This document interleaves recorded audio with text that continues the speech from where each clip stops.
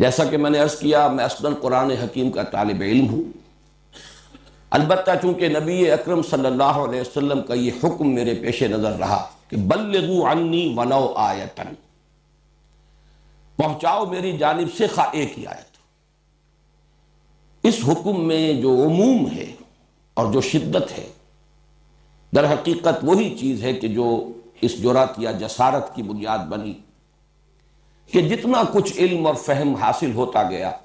اپنے مطالعہ اور تعلم قرآن کے دوران، میں نے یہ سمجھا کہ مجھ پر یہ ذمہ داری ہے، فرض ہے کہ میں اسے دوسروں تک بھی اپنی امکانی حد تک پہنچانے کی سعی کروں۔ چنانچہ میری جو بھی کاوش ہے، جو محنت ہے، جو سعی و جہد ہے، وہ در حقیقت اسی فرمان نبوی کی تمثیل امر میں ہے۔ اس ضمن میں بعض کچھ تاریخی واقعات اور حقائق بھی میں ریکارڈ پر لے آنا چاہتا ہوں۔ سن 66 میں جب میں نے یہاں لاہور میں، سن 65 کے اواخر میں یہاں منتقل ہو گیا تھا، لیکن یہ کہ اصلاً دروس قرآن کے جو حلقے میں نے قائم کیے وہ سن 66 سے، لیکن بہت سے میرے ساتھیوں کے علم میں ہوگا کہ میں نے اس کے لیے درس قرآن کا لفظ بھی استعمال نہیں کیا تھا، بلکہ کافی طویل عرصے تک میں نے اس کے لیے عنوان اختیار کیا تھا حلقہ ہائے مطالعہ قرآن۔ وہ مختلف مقامات پر اس شہر کی مختلف آبادیوں میں وہ حلقے قائم تھے، اگرچہ بعد میں نے پھر لفظ درس قرآن اختیار کر لیا، اور اس کی دو وجوہات ہیں۔ ایک تو یہ کہ حلقہ ہائے مطالعہ قرآن یہ ایک طویل عبارت بنتی ہے، بڑی طویل ترکیب بنتی ہے، پھر عام فہم نہیں ہے۔ ثانیاً یہ کہ مطالعہ قرآن کا حلقہ تو اصل میں ایسا ہونا چاہیے جس میں باہم مذاکرہ ہو، آپس میں گفتگو ہو، مبادلہ خیالات ہو، کچھ سمجھیں کچھ سمجھائیں۔ یہ انداز چونکہ نہیں ہوتا، یہ تو یک طرفہ ایک بیان ہے، لہذا اس کے لیے وہ لفظ موضوع نہیں تھا۔ مجبوراً میں نے کچھ عرصے کے بعد درس قرآن کی اصطلاح استعمال کر لی۔ اس کے علاوہ اس عرصے کے دوران بہت سے حضرات نے مجھ سے یہ نہ صرف سوال کیا کہ کیا آپ نے کوئی تفسیر لکھی ہے، بلکہ بہت اصرار کے ساتھ یہ فرمائش کی کہ آپ تفسیر ضرور لکھیے۔ جو بھی متاثر ہوا، جس نے بھی سمجھا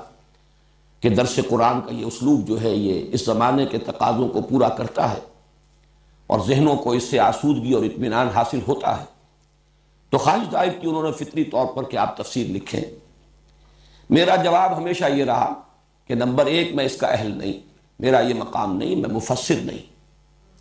اور نمبر دو یہ کہ تفسیریں بہت ہیں، میرے نزدیک اس دور کے بھی تقاضے پورے ہو گئے ہیں، لوگوں نے جو کام کیا ہے وہ کفایت کرتا ہے۔ میری جو کاوش ہے اور میری جو محنت ہے وہ یہ ہے کہ تفسیروں کے پڑھنے والے لوگ پیدا ہو جائیں۔ تفسیریں لکھی ہوئی ہیں، رکھی ہوئی ہیں،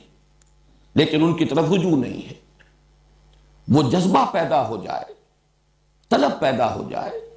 لوگ اس کے لیے وقت صرف کرنے کے لیے آمادہ ہو جائے، ایک علمی ذوق پیدا ہو جائے۔ میری ساری قد و کاوش جو ہے اس کا اصل ہدف یہ ہے، ورنہ تفسیروں کی میرے نزدیک کوئی کمی نہیں ہے۔ اس سے بھی آگے بڑھ کر میں یاد دلا رہا ہوں، سن 80 سے سن 82 تک اس ملک میں پاکستان ٹیلی ویژن پر درس قرآن کے ضمن میں یا بیان القرآن کے ضمن میں میرا ڈنکا بجتا رہا، بلکہ یوں سمجھیے کہ بالکل ایک ہی معاملہ تھا، بس ایک ہی شخص جو ہے اس حیثیت سے متعارف ہوا ہے اس طویل عرصے کے دوران، اور پورے پاکستان کے جتنے بھی ٹیلی ویژن اسٹیشنز ہیں ان سے وہ پروگرام نیشنل ہوک اپ پر وہ ٹیلی کاسٹ ہوتے تھے۔ تو میری اس حیثیت سے شہرت جو ہے اس وقت بام عروج پر تھی۔ اس وقت ایک پبلشر نہایت مصر رہے، حد درجے اصرار کرتے رہے کہ آپ ایک ترجمہ کر دیجئے قرآن کا، اور میں نے جب کہا کہ میں اس کا اہل نہیں ہوں اور ترجمے بہت ہیں، تو انہوں نے کہا کہ آپ ایسا کیجئے 2 4 6 ترجمے سامنے رکھ کے بس ترجمہ کر دیجئے۔ اس لیے کہ انہیں یہ محسوس ہوتا تھا کہ اس وقت ایک طلب ہے، مارکیٹ ہے، اگر اس شخص کے نام سے کوئی ترجمہ آ گیا بازار میں تو وہ ہاتھوں ہاتھ بک جائے گا۔ لیکن میرا جواب وہی رہا کہ ہرگز نہیں، نہ میں اپنا یہ مقام سمجھتا ہوں، بلکہ میں تراجم کے ضمن میں بھی بسا اوقات جو دوسرے مترجمین ہیں، شاہ عبد القادر، شاہ رفیع الدین، پھر جو اس دور میں اس صدی کے مترجمین ہیں، میں تو ان سے مدد لیتا ہوں۔ میں اتنی عربی زبان کی قابلیت کا دعویٰ نہیں رکھتا کہ جو غرائب قرآن ہیں، ایک تو ہے عام قرآن مجید کے الفاظ اور بالعموم جو ہے اصطلاحات اس کی جو بار بار آتی ہیں، اس کا تو الحمدللہ پورا فہم مجھے حاصل ہے، لیکن بہت سے مقامات آتے ہیں جہاں تحقیق کی ضرورت ہوتی ہے،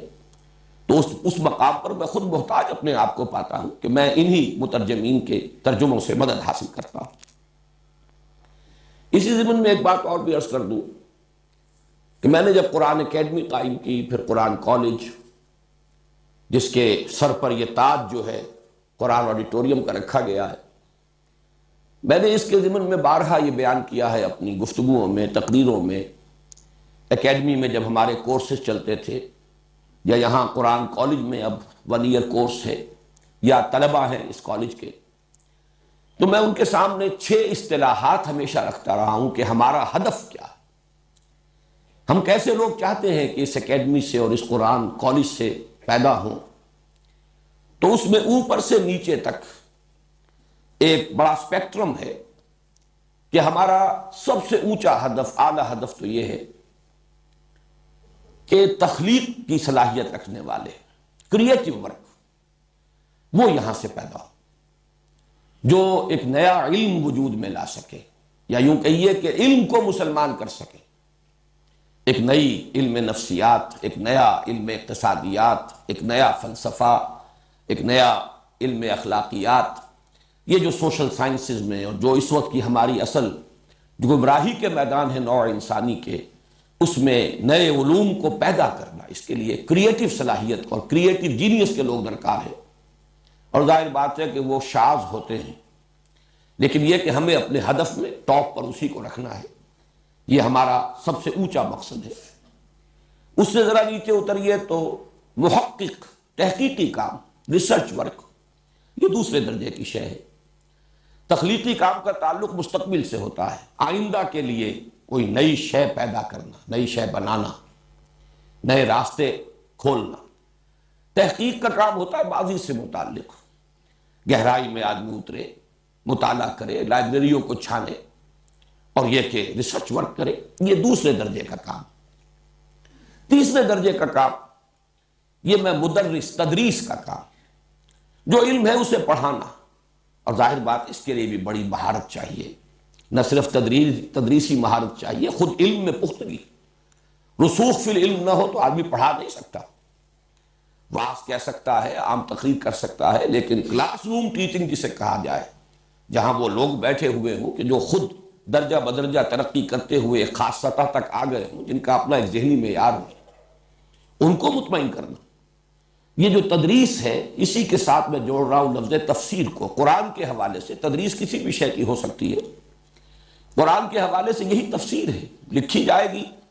تو وہ کتابی شکل میں تفسیر بن جائے گی، اور اگر بیٹھ کر کلاس روم میں پڑھائی جائے گی تو وہ گویا کہ ایک تدریس کی شکل اختیار کر لے گی۔ یہ تیسرا درجہ ہے۔ چوتھا درجہ ہے تبلیغ۔ اس تبلیغ کے ساتھ البتہ ایک لفظ کا اضافہ کر لیجئے، وہی میں نے اپنا جو کتاب چاہے مسلمانوں پر قرآن مجید کے حقوق، اس میں اس عنوان جو ہے آخری، 5واں اور آخری حق، اس عنوان میں ان 2 الفاظ کو جمع کیا ہے، تبلیغ اور تبیین، بات کا پہنچا دینا اور واضح کر دینا۔ بات پہنچے تو پہنچنے کا حق ادا ہو جائے، تبلیغ ہو تو ابلاغ کا حق ادا ہو جائے۔ ظاہر بات ہے کہ ابلاغ کا حق ادا کرنے کے لیے ضرورت ہوتی ہے کہ جو مخاطب ہیں ان کی علمی سطح کیا ہے اسے ملحوظ رکھا جائے، ان کے اشکالات کیا ہیں انہیں حل کیا جا سکے۔ اگر یہ دونوں کام نہیں ہوں گے تو شاید تبلیغ تو ہو جائے، وما علینا الا البلاغ، ہم نے پہنچا دیا، بس ہمارے ذمے پہنچانے کی ذمہ داری تھی، لیکن تبیین، ابلاغ کا حق ادا نہیں ہوگا جب تک کہ بات تبیین کے مرحلے تک نہ آئے۔ یہ چوتھا درجہ ہے۔ 5واں درجہ اس سے نیچے اتر کر میں متعین کرتا رہا ہوں کہ ان سارے کاموں کے لیے ادارے درکار ہیں، تنظیمیں درکار ہیں۔ تو ظاہر بات ہے تنظیم بھی ایک کام ہے جس کی صلاحیت والے لوگ اگر ہمیں نہ ملیں گے تو یہ کام آگے نہیں بڑھ سکے گا، اس لیے کہ جن لوگوں کی ذہنی مناسبت نہ ہو، جن کا اپنا کوئی ہدف نہ بن چکا ہو، جن کا اپنا نصب العین یہ نہ ہو، اگر آپ تنخواہ پر ان کی صلاحیتیں بورو کریں اور ہائر کریں، ان کو امپلائی کر لیں اچھی سے اچھی سیلری دے کر، تب بھی وہ ایسے اداروں کا کام نہیں کر سکیں گے، انہیں آرگنائز نہیں کر سکیں۔ تو جو لوگ بھی اس کالج سے، اکیڈمی سے گزرے، پھر جن کو اس کے مقصد کے ساتھ مناسبت پیدا ہو جائے، اب ان میں جو لوگ ان 4 اوپر کے درجوں کی صلاحیت رکھتے ہیں وہ ان کاموں میں لگیں گے، لیکن 5واں درجہ تنظیم کا، اور اس سے بھی نیچے اتر کر 6واں درجہ انتظام کا، مینجمنٹ، یہ آرگنائزیشن سے بھی ذرا نیچے کی شے ہے۔ تو یہ 6 درجے ہیں اوپر سے لے کر نیچے تک: تحقیق بلکہ تخلیق، کریٹو ورک، پھر تحقیق ریسرچ ورک، پھر تدریس ٹیچنگ،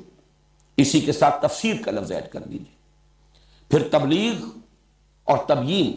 اس کے بعد تنظیم اور انتظام۔ تو میں ہمیشہ یہ بیان کرتا رہا ہوں کہ یہ 6 ہیں، کوشش کرو، اللہ تعالیٰ تمہیں ہمت دے سب سے اوپر کی سطح پر کام، آخر وہ بھی انسانوں ہی نے کیے ہیں اب تک، اور آئندہ بھی کریں گے تو وہی انسان ہوں گے، اور کچھ پتہ نہیں ہوتا اللہ نے کس میں کس کام کی صلاحیت رکھی۔ بہرحال اگر اس درجے میں نہیں، دوسرے میں، اس کے بعد بھی تیسرا ہے۔ تو میں نے یہ ساری بات اس لیے اس وقت آپ کے سامنے رکھی ہے کہ میں اپنے آپ کو 4تھے درجے کا آدمی سمجھتا ہوں۔ نہ میرے اندر صلاحیت کسی تخلیقی کام کی تھی، اور اس کا خود اپنا اس کے کچھ اپنے تقاضے ہوتے ہیں، وہ میرا دعویٰ نہیں۔ تحقیق یہ میرا مزاج نہیں، اور اس کے لیے بھی آدمی جو ہے بس کتابوں کا کیڑا بن جائے، لائبریریوں کے اندر ہی وہ ہمیشہ زندگی بسر کرے، یہ اس کے کچھ تقاضے ہوتے ہیں۔ اسی طرح جیسا کہ میں نے عرض کیا، تفسیر اور تدریس اس سطح کی، وہ بھی میرا دعویٰ نہیں، میرا مقام نہیں۔ میں اپنے آپ کو اس 4تھے درجے کا آدمی سمجھتا ہوں، مبلغ، تبلیغ، البتہ اس کے ساتھ تبیین، وہ میں بعد میں عرض کروں گا، اس کے ضمن میں میرا کچھ خیال ہے کہ میں اس دور کی سطح پر تبیین کی صلاحیت اللہ نے مجھے عطا کی ہے، اس کا کسی درجے میں حق ادا کر رہا ہوں۔ یہ ساری باتیں جو میں نے اب تک عرض کی ہیں، انہیں تو کوئی شخص چاہے تو انکسار کا نام دے لے کہ میں انکساری اور تواضع کی وجہ سے یہ باتیں کہہ رہا ہوں، حالانکہ واقعہ یہ نہیں ہے، اظہار حقیقت ہے، جس کے اعتراف میں مجھے کوئی بات نہیں۔ میں چاہتا ہوں کہ من آنم کے من دانم، یہ میں اس لیے ریکارڈ کرا رہا ہوں، باتیں بارہا کہیں ہیں، لیکن اب یہ ہمارے درس قرآن کا مسلسل درس کا جو دور ثانی ہے، ریکارڈ ہو رہا ہے، تو یہ چیزیں جو لوگ بھی ابتدا ہی سے اس درس کو سنیں، یا یہ کہ ویڈیو کے ذریعے سے دیکھیں بھی، آڈیو ویڈیو دونوں صلاحیتیں استعمال کریں، ان کے سامنے یہ باتیں آ جائیں۔ لیکن اب جو میں کہہ رہا ہوں، ہو سکتا ہے اسے کچھ حضرات تعلی اور عجب پر محمول کریں، اس میں سمجھے کہ شاید کوئی تکبر کی بات ہے، حالانکہ وہ بھی میرے نزدیک تو اصلاً اظہار حقیقت ہے، اور در حقیقت یہ بھی قرآن مجید کے ایک حکم پر امتثال امر ہے۔ وَأَمَّا بِنِعْمَةِ رَبِّكَ فَحَدِّثْ، مجھ پر اللہ تعالیٰ کے انعام ہوئے ہیں، مجھے ان کا ادراک ہے، شعور ہے، اعتراف ہے، اور میں اسی کی مناسبت سے اللہ تعالیٰ کا شکر ادا کرتا ہوں، اس لیے کہ شکر کے لیے تو پہلا درجہ ہے ہی، امام راغب نے جو شکر کے 3 درجے قائم کیے ہیں، تو سب سے پہلے شکر بالقلب ہے، ادراک ہو، شعور ہو کہ کتنا بڑا انعام ہوا ہے، کتنا بڑا احسان ہوا ہے، کتنی بڑی نعمت کسی نے دی ہے۔ اگر اس کا شعور ہی نہیں، ادراک ہی نہیں، تو اس کا پروپورشنیٹ شکر قلب کی گہرائیوں سے نکلے گا ہی نہیں۔ پھر ہے شکر باللسان، پھر شکر بالجوارح۔ بہرحال اس وقت یہ چیزیں آ جائیں گی انشاءاللہ، اگلے ہی درس میں یہ شکر کی بحث آنے والی ہے۔ تو شکر در حقیقت ادراک اور اعتراف کے متناسب اور پروپورشنیٹ ہوتا ہے۔ تو اما بنعمت ربک فحدث، جو بھی انعام ہوا ہے میرے پروردگار کا مجھ پر، میں اس کا بھی تذکرہ کر رہا ہوں اسی حکم کے امتثال امر میں، اور وہ یہ ہے کہ جو بھی فہم قرآن مجھے حاصل ہوا ہے، میں لفظ علم سے بھی کترا کر فہم کا لفظ استعمال کر رہا ہوں، بہرحال چاہیں تو آپ اس کو ایک اصطلاح کی حیثیت سے جمع کر لیجئے، علم و فہم قرآن حکیم کا جو بھی مجھے حاصل ہوا ہے، اس میں بحمد اللہ 4 چشموں سے، اس میں علم اور فہم کے 4 چشمے ہیں جو جمع ہوئے ہیں، ان سے اس حوض میں آ کر پانی جمع ہوا ہے۔ اور میں آج سوچ رہا تھا تو یہ چیزیں چونکہ میرے ذہن میں آئیں تو میں آپ کے سامنے بیان بھی کر رہا ہوں کہ میرے سامنے تشبیہ آئی، قرآن حکیم میں جنت کے 3 چشموں کے نام دیے گئے، کوثر ہے، تسنیم ہے، سلسبیل ہے۔ میرے نزدیک 3 چشمے جن سے اللہ نے مجھے سیراب فرمایا اور جن سے متمتع فرمایا، اس کے مواقع عطا فرمائے۔ کوثر و تسنیم و سلسبیل کی ساتھ اس کے ایک مشابہت ہے، علم قرآن سے بڑی دولت اور کوئی ہے نہیں۔ اور چوتھے چشمے کو میں العروۃ الوثقی سے تعبیر کرتا ہوں، میں اس کی وضاحت ابھی کر دوں گا۔ اس اعتبار سے میرے فہم قرآن میں جو جامعیت پیدا ہوئی ہے، میں تفصیل کے ساتھ تو اپنے اس فہم قرآن کے ان 4 گوشوں کو یا اپنے فکر قرآنی کی 4 سورسز کو، یا میں نے یہ لفظ استعمال کیا ہے اپنے اس کتاب میں دعوت رجوع القرآن کا منظر اور پس منظر، یہ ڈائمنشنز ہیں، میری سوچ، میرے فکر، میرے فہم کی 4 ڈائمنشنز ہیں۔ تو میں تفصیل سے لکھ چکا ہوں اس کتاب کے اندر، ان سب کی وضاحت کے ساتھ میں بیان کر چکا ہوں کہ کس گوشے سے مجھے کیا کچھ حاصل ہوا ہے۔ پھر چونکہ کتابوں کے پڑھنے کا اتنا رواج رہا نہیں ہے آج کل، اور اب اختصار کے ساتھ یہ باتیں جب میں ریکارڈ کرا رہا ہوں تو یہ باتیں بھی میں آپ کے سامنے بیان کر رہا ہوں۔ تفصیل جن کو درکار ہو وہ میری اس کتاب کا مطالعہ کریں۔ یہ 4 گوشے یا 4 ڈائمنشنز یا 4 سوتے یا 4 چشمے جو جمع ہوئے ہیں میرے ہاں، ان میں سے سب سے پہلا ہے جس کے لیے عنوان ہے حرکت اور جہاد، تحریک، حرکت، انقلابی جذبہ، دعوت اور دعوت سے آگے بڑھ کر انقلاب۔ اس کے لیے میرے سورسز، اور یہ ذرا نوٹ کر لیجئے، یہ میری اپنی صنعت لفظی نہیں ہے، میں کوئی ادیب آدمی نہیں ہوں، لیکن یہ کہ یہ اللہ تعالیٰ کی طرف سے ہے کہ یہ تثنیہ کے صیغے کو جمع کر دی اللہ نے میرے لیے، میرے ان 4 چشموں کے عنوانات کے لیے۔ ابوین، یہ میرے 2 باپ ہیں، اس لیے کہ وہ 2 حضرات جو ہیں ان دونوں کے نام ابو سے ہیں، ابو الاعلیٰ اور ابو الکلام، یہ ابوین ہیں میرے اس فکر، میری اس سوچ کے۔ یہ یوں کہیے کہ عام اصطلاح میں پیر اور پھر دادا پیر، یہ ہمارے ہاں اصطلاحات استعمال ہوتی ہیں۔ میرے فہم قرآن کے اندر سب سے بڑا حصہ اسی کا ہے۔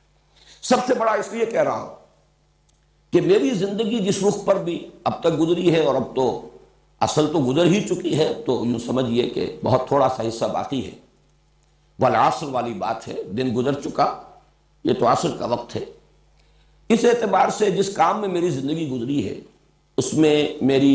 دلچسپیوں میں اور میرے وقت اور میری صلاحیت کے صرف میں سب سے بڑا اثر جو ہے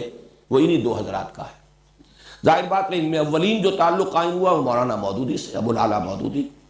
البتہ یہ کہ یہ بات مجھ پر ابتدا ہی میں منکشف ہو گئی تھی کہ اس کا نقطۂ آغاز در حقیقت مولانا ابو الکلام آزاد ہے۔ میں اس اعتبار سے کہہ رہا ہوں کہ سب سے زیادہ مجھ پر اسی کی چھاپ ہے کہ وہ حرکت اور جہاد ابو الکلام نے حزب اللہ بنائی تھی 1913 میں، مولانا مودودی نے جماعت اسلامی کی تاسیس کی 1941 میں۔ دونوں کے ہدف ایک ہی مقصد، اور میں نے بھی پھر الحمدللہ کہ اگرچہ میں جماعت اسلامی سے مایوس ہوا کہ وہ سیاست کی بھول بھلیوں میں گم ہو گئی ہے، اس اصل مقصد کو ترک کر چکی ہے، لیکن بہرحال میں نے اسی تسلسل کو برقرار رکھنے کے لیے تنظیم اسلامی قائم کی، بلکہ بعض اعتبارات سے میں مولانا ابو الکلام سے زیادہ قریب ہو گیا، بہی معنی کہ ہم نے تنظیم اسلامی کے لیے بھی بیعت کی اساس کو اختیار کیا۔ مولانا مودودی نے ایک خاص وقت کے تقاضوں سے شاید زیادہ متاثر ہو کر ایک دستوری اور آئینی تنظیم بنائی۔ مولانا آزاد نے 1913 میں بیعت کی بنیاد پر حزب اللہ قائم کی تھی، گویا کہ جو اصل ہے اس کی بنیاد، اس کی طرف بھی رجوع کرنے کی اللہ نے توفیق دی۔ ایک اور اعتبار سے بھی مجھے اب مولانا ابو الکلام آزاد سے کچھ زیادہ نسبت قائم ہو رہی ہے کہ وہ بھی ایک طوفان کے مانند جب اٹھے تھے تو تحریک خلافت کے عنوان سے اٹھے تھے۔ شروع میں رجوع الی القرآن، امر بالمعروف نہی عن المنکر، جہاد، یہ تصورات بھی تھے، لیکن پھر ان کی زندگی کا وہ دور جو تھا تحریک خلافت جو تھی، اس میں ان کے اصل جوہر نمایاں ہوئے۔ ان کی تصنیف و تالیف یا تحریر کے جوہر تو زیادہ نمایاں ہوئے تھے الہلال اور البلاغ کے ذریعے سے، لیکن ان کی خطابت کی صلاحیت اور ان کے اندر جو جوش عمل بھرا ہوا تھا وہ تحریک خلافت میں ظاہر ہوا۔ بہرحال میرے اس فہم قرآن کا سب سے پہلا سورس میرے 2 ابوین سید ابو الاعلیٰ مودودی اور مولانا ابو الکلام آزاد۔ دوسرا، تعمق، گہرائی اور نظم قرآن کے سلسلے میں، یہ ایک دوسرا بالکل گوشہ ہے۔ میں اس گہرائی کے لیے کبھی کبھی مثال دیا کرتا ہوں کہ ایک ہے ٹیلیسکوپک ویو لیتا ہے کوئی شخص تو آپ کو معلوم ہے کہ کروڑ میل کا وہ مشاہدہ کر رہا ہوتا ہے. اس کا جو اس وقت رینج ہوتا ہے مشاہدے کا کروڑوں میل. ایک مائکروسکوپ پر ایک نقطے کے اوپر فوکس کر کے جب مائکروسکوپ جو ہے وہ وہاں پر جما دی جاتی ہے، اس کا لینس فوکس کر دیا جاتا ہے، تو پھر اسے اس کے اندر جو بھی عجائب و غرائب ہیں وہ نظر آتے ہیں. تو قرآن کا بھی ایک انداز یہ ہے کہ اس کا ایک برڈز آئی ویو، اس کا ایک جنرل ورلڈ ویو، اور پھر اس کے لیے بھی برڈز آئی ویو، ایک یہ انداز ہے. اور یہ بھی ضروری ہے، ورنہ ہو سکتا ہے کہ ایک آدمی بڑی باریکیوں ہی کے اندر الجھ کر رہ جائے اور بڑی بڑی حقیقتیں اس کی نگاہ سے اوجھل ہو جائیں، بڑے بڑے حقائق کی طرف سے ذہول ہو جائے اور بال کی کھال اتارنے میں ایک شخص اپنی زندگی گزار دے. تو الحمدللہ کہ جہاں پہلی سورس میں وہ ایک وسعت ہے، وسعت اور حرکت، یہ دوسری سورس تعمق، گہرائی، فوکس کرنا، اور اسی میں پھر نظم قرآن کے جو بہت سے پہلو ہیں وہ نمایاں ہوئے ہیں. یہاں بھی ہی این، یہ لفظ میں خود وضع کر رہا ہوں اس لیے کہ مولانا اصلاحی اور مولانا فراہی یہ دو اسی نام کی مشابہت سے، جیسے ابو کے مناسبت سے میں نے ابوین کہا ہے، تو یہ ہی این یہ میری دوسری سورس ہے، نظم قرآن، اور اس کے اعتبار سے قرآن مجید کے علم و فہم کی جو ڈائمنشن ہے جو سامنے آتی ہے. تیسرا ہے فکر جدید کے حوالے سے، اور فکر جدید کے حوالے سے دو کام ہیں جو اصل میں کرنے کے ہیں، اور ان میں جو بھی مجھے حاصل ہوا ہے وہ بھی دو شخصیتوں کا میں ابھی نام لوں گا. وہ دکترین ہیں، میں عربی تلفظ استعمال کر رہا ہوں، دکترین، دو ڈاکٹرز ہیں.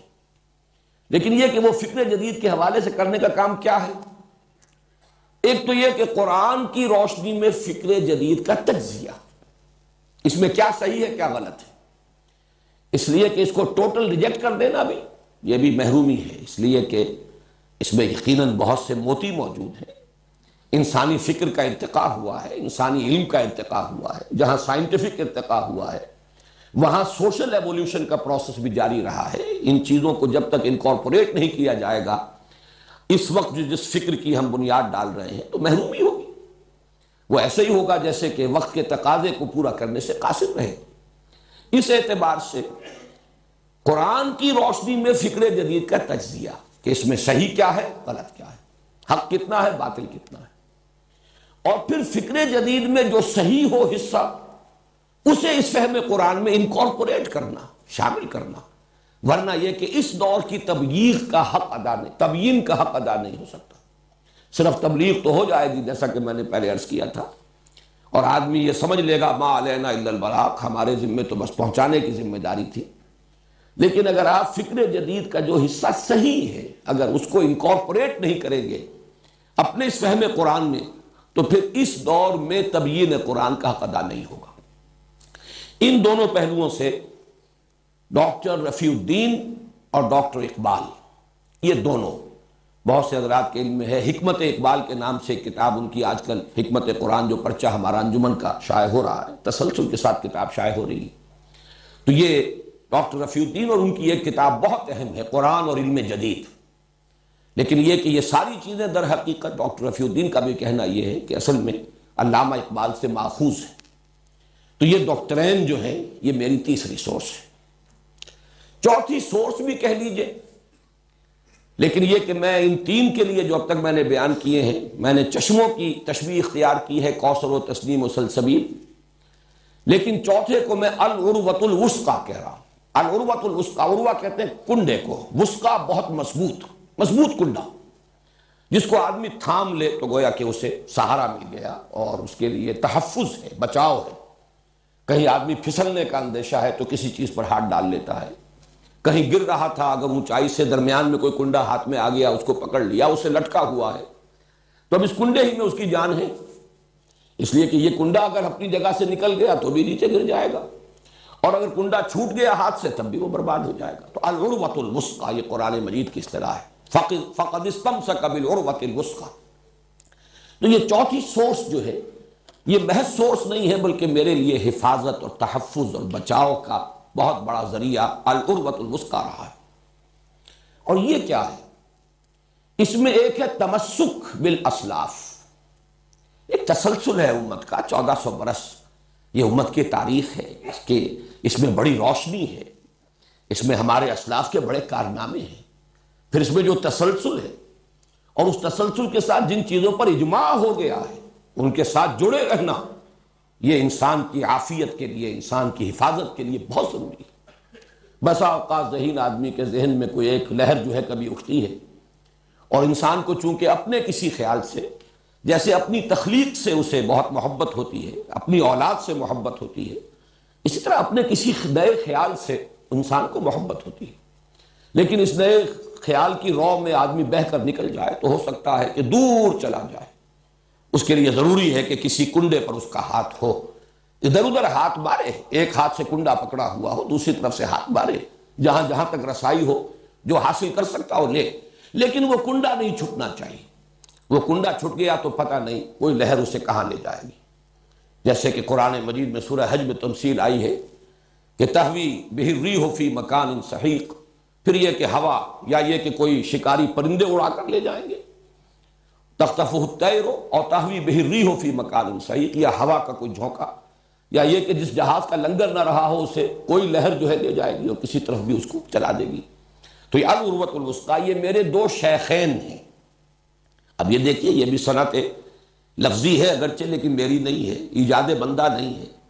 شیخ الاسلام مولانا شبیر احمد عثمانی رحمہ اللہ، پاکستان کے پہلے اور آخری شیخ الاسلام،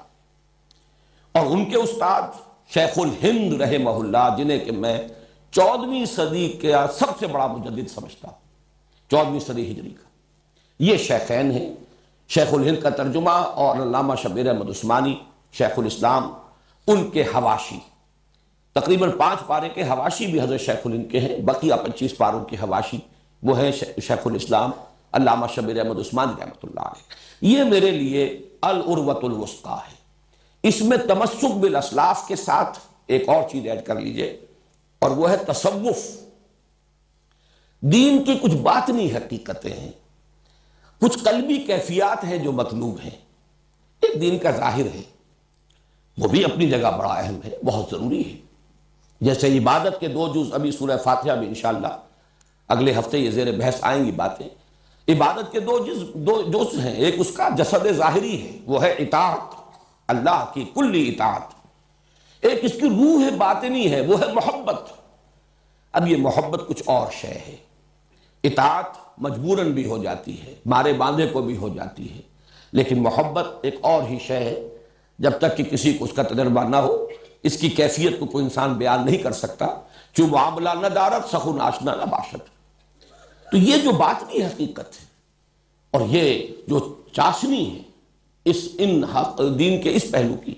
اس کے لیے ہمارے ہاں چونکہ متداول اصطلاح چلی آ رہی ہے، اگرچہ وہ قرآن کی نہیں ہے، حدیث کی نہیں ہے، لفظ تصوف۔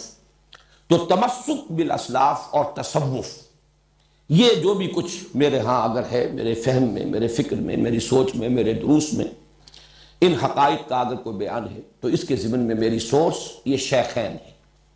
شیخ الاسلام مولانا شبیر احمد عثمانی رحمہ اللہ، اور شیخ الہند حضرت مولانا محمود حسن دیوبندی رحمۃ اللہ علیہ۔ ان چاروں کو اعتبار سے اور ان چاروں گوشوں سے جو کچھ مجھے حاصل ہوا ہے، اس کی بنا پر اب اسے دعویٰ کہہ لیں، تعلی کہہ لیں، جو چاہے کہہ لیں، میں یہ محسوس کرتا ہوں، مجھے اس کا ادراک ہے، شعور ہے، اور میں بے باکی کے ساتھ یہ بات آپ کے سامنے کہہ رہا ہوں کہ الحمدللہ کہ ایک جامعیت کبریٰ ہے جو اللہ تعالیٰ نے میرے فہم کے اندر عطا فرمائی، اور یہی وہ شے ہے جو سب سے زیادہ اس دور میں ضروری ہے، اس لیے کہ مختلف پہلوؤں سے کوششیں لوگوں نے کی ہیں، لیکن ان کو جمع کرنا، ان کی جامعیت، یہ اگر نہیں ہوگی تو جو اصل تقاضا ہے اس دور میں تبلیغ و تبیین قرآن کا، وہ پورا نہیں ہوگا۔ البتہ یہاں ایک وضاحت میں کرنا چاہتا ہوں، اس لیے کہ کچھ عرصہ ہوا ایک کتاب بھی چھپی ہے میری مجھ پر تنقید کے ضمن میں یا میری مخالفت کے لیے۔ ان کے مصنف نے ایک بہت بڑی زیادتی، بلکہ یہ کہ بڑی خیانت کا ارتکاب کیا میرے بارے میں۔ میں نے چونکہ ان چاروں سورسز کو ہمیشہ بیان کیا ہے، اور یہ بھی میں سمجھتا ہوں کہ شکر ہی کا تقاضا ہے۔ حضور نے فرمایا ہے من لم یشکر الناس لا یشکر اللہ، جو شخص انسانوں کا شکر ادا نہیں کرے گا وہ کبھی اللہ کا شکر بھی ادا نہیں کرے گا، کر سکتا ہی نہیں۔ اگر اس میں مادہ ہی نہیں شکر کا اور تشکر کا تو وہ سوتے خشک ہے تو نہ بندوں کے حق میں کبھی شکر اس کے قلب سے ابھرے گا اور زبان سے ادا ہوگا، نہ اللہ کے لیے کر بھی رہا ہوگا تو ایک رسم ہے جو ادا ہو رہی ہے، شکر کا وہ اصل جذبہ جو ہے قلب کی گہرائیوں سے وہ چشمہ نہیں پھوٹے گا۔ اس لیے میں ان تمام حضرات کا جن کا ذکر میں نے کیا ہے، یہ میرا ایک تشکر بھی ہے کہ میں تسلیم کروں کہ مجھے ان سے فائدہ حاصل ہوا ہے، میں نے استفادہ کیا ہے، لیکن اس کے یہ معنی نہیں ہے کہ میں ان میں سے ہر شخص کی ہر بات کو مقلدانہ انداز میں تسلیم کرتا ہوں۔ یہ بات اگر کسی نے سمجھی تو غلط سمجھی۔ مجھے بہت سی باتوں سے اختلاف ہے۔ مولانا اصلاحی صاحب نے جب حد رجم کے بارے میں ایک رائے ظاہر کی، میں نے شدت کے ساتھ اختلاف کیا، شدید اختلاف کیا، یہ اپنی جگہ پر ہے۔ تو بہت سے معاملات میں ڈاکٹر رفیع الدین صاحب سے اختلاف ہے، یہاں تک کہ علامہ اقبال کے لیکچرز میں نے سن 67 میں جو مضمون لکھا تھا اسلام کی نشرت ثانیہ کرنے کا اصل کام کے نام سے، جو ہماری اس انجمن اور اکیڈمی اس کے گویا کہ مینیفیسٹو کی حیثیت رکھتا ہے، اس میں نے برملا کہا ہے کہ علامہ اقبال کے لیکچرز کو اگرچہ میں اس دور میں جو علم کلام ہمیں درکار ہے اس کا صحیح نقطۂ آغاز میں اسی کو سمجھتا ہوں۔ میں سمجھتا ہوں کہ وہی ہے کہ جس نے صحیح تقاضا جو کہ اس دور کا ہے اس کو پورا کرنے کی طرف پہلا قدم اٹھایا ہے۔ میں اسے اگرچہ پرائمر کہتا ہوں، وہ صرف آغاز ہے، لیکن یہ کہ صحیح سمت میں آغاز ہے۔ اس کے باوجود میں نے اپنی اسی تحریر میں لکھا تھا کہ بعض چیزیں اس کی جو ہیں ان سے مجھے اختلاف ہے، میں صحیح نہیں سمجھتا۔ اجتہاد کے بارے میں جو باتیں کہی ہیں، اسی طرح علم کلام کی اپنی ایک کوتاہی ہوتی ہے۔ یہ چونکہ جدید علم کلام کی ایک کوشش ہے، لہذا یہ کئی جگہ پر دین کی صحیح تعبیر جو ہے اور ایمانی حقائق کی صحیح تعبیر جو ہے اس کا حق ادا نہیں کرتی، بلکہ یہ کہ پیچھے رہ گئی ہے، اور اس میں بہت سی چیزیں جو ہیں بنیادی طور پر علمی اعتبار سے جو ہمارے بنیادی ایمانیات ہیں اور اعتقادات ہیں ان سے بھی ٹکراتی ہیں۔ یہ اپنی جگہ پر ہے۔ کوئی شخص بھی ہمارے لیے، بڑے سے بڑا انسان بھی، ایسا نہیں ہے کہ ہم اس کے مقلد محض بن کر رہ جائیں اور بس کسی ایک لکیر کے فقیر بن کر رہ جائیں۔ تو اسی طریقے سے ڈاکٹر رفیع الدین کی باتیں ہیں، ان سے بھی اختلاف ہے۔ بہت سے مقامات پر میں مولانا شبیر احمد عثمانی کی رائے سے بھی اختلاف کرتا ہوں، اگرچہ اس میں وہ مسائل اتنے تفصیل سے زیر بحث آئے نہیں ہیں کہ جن میں اختلاف کی گنجائش ہو۔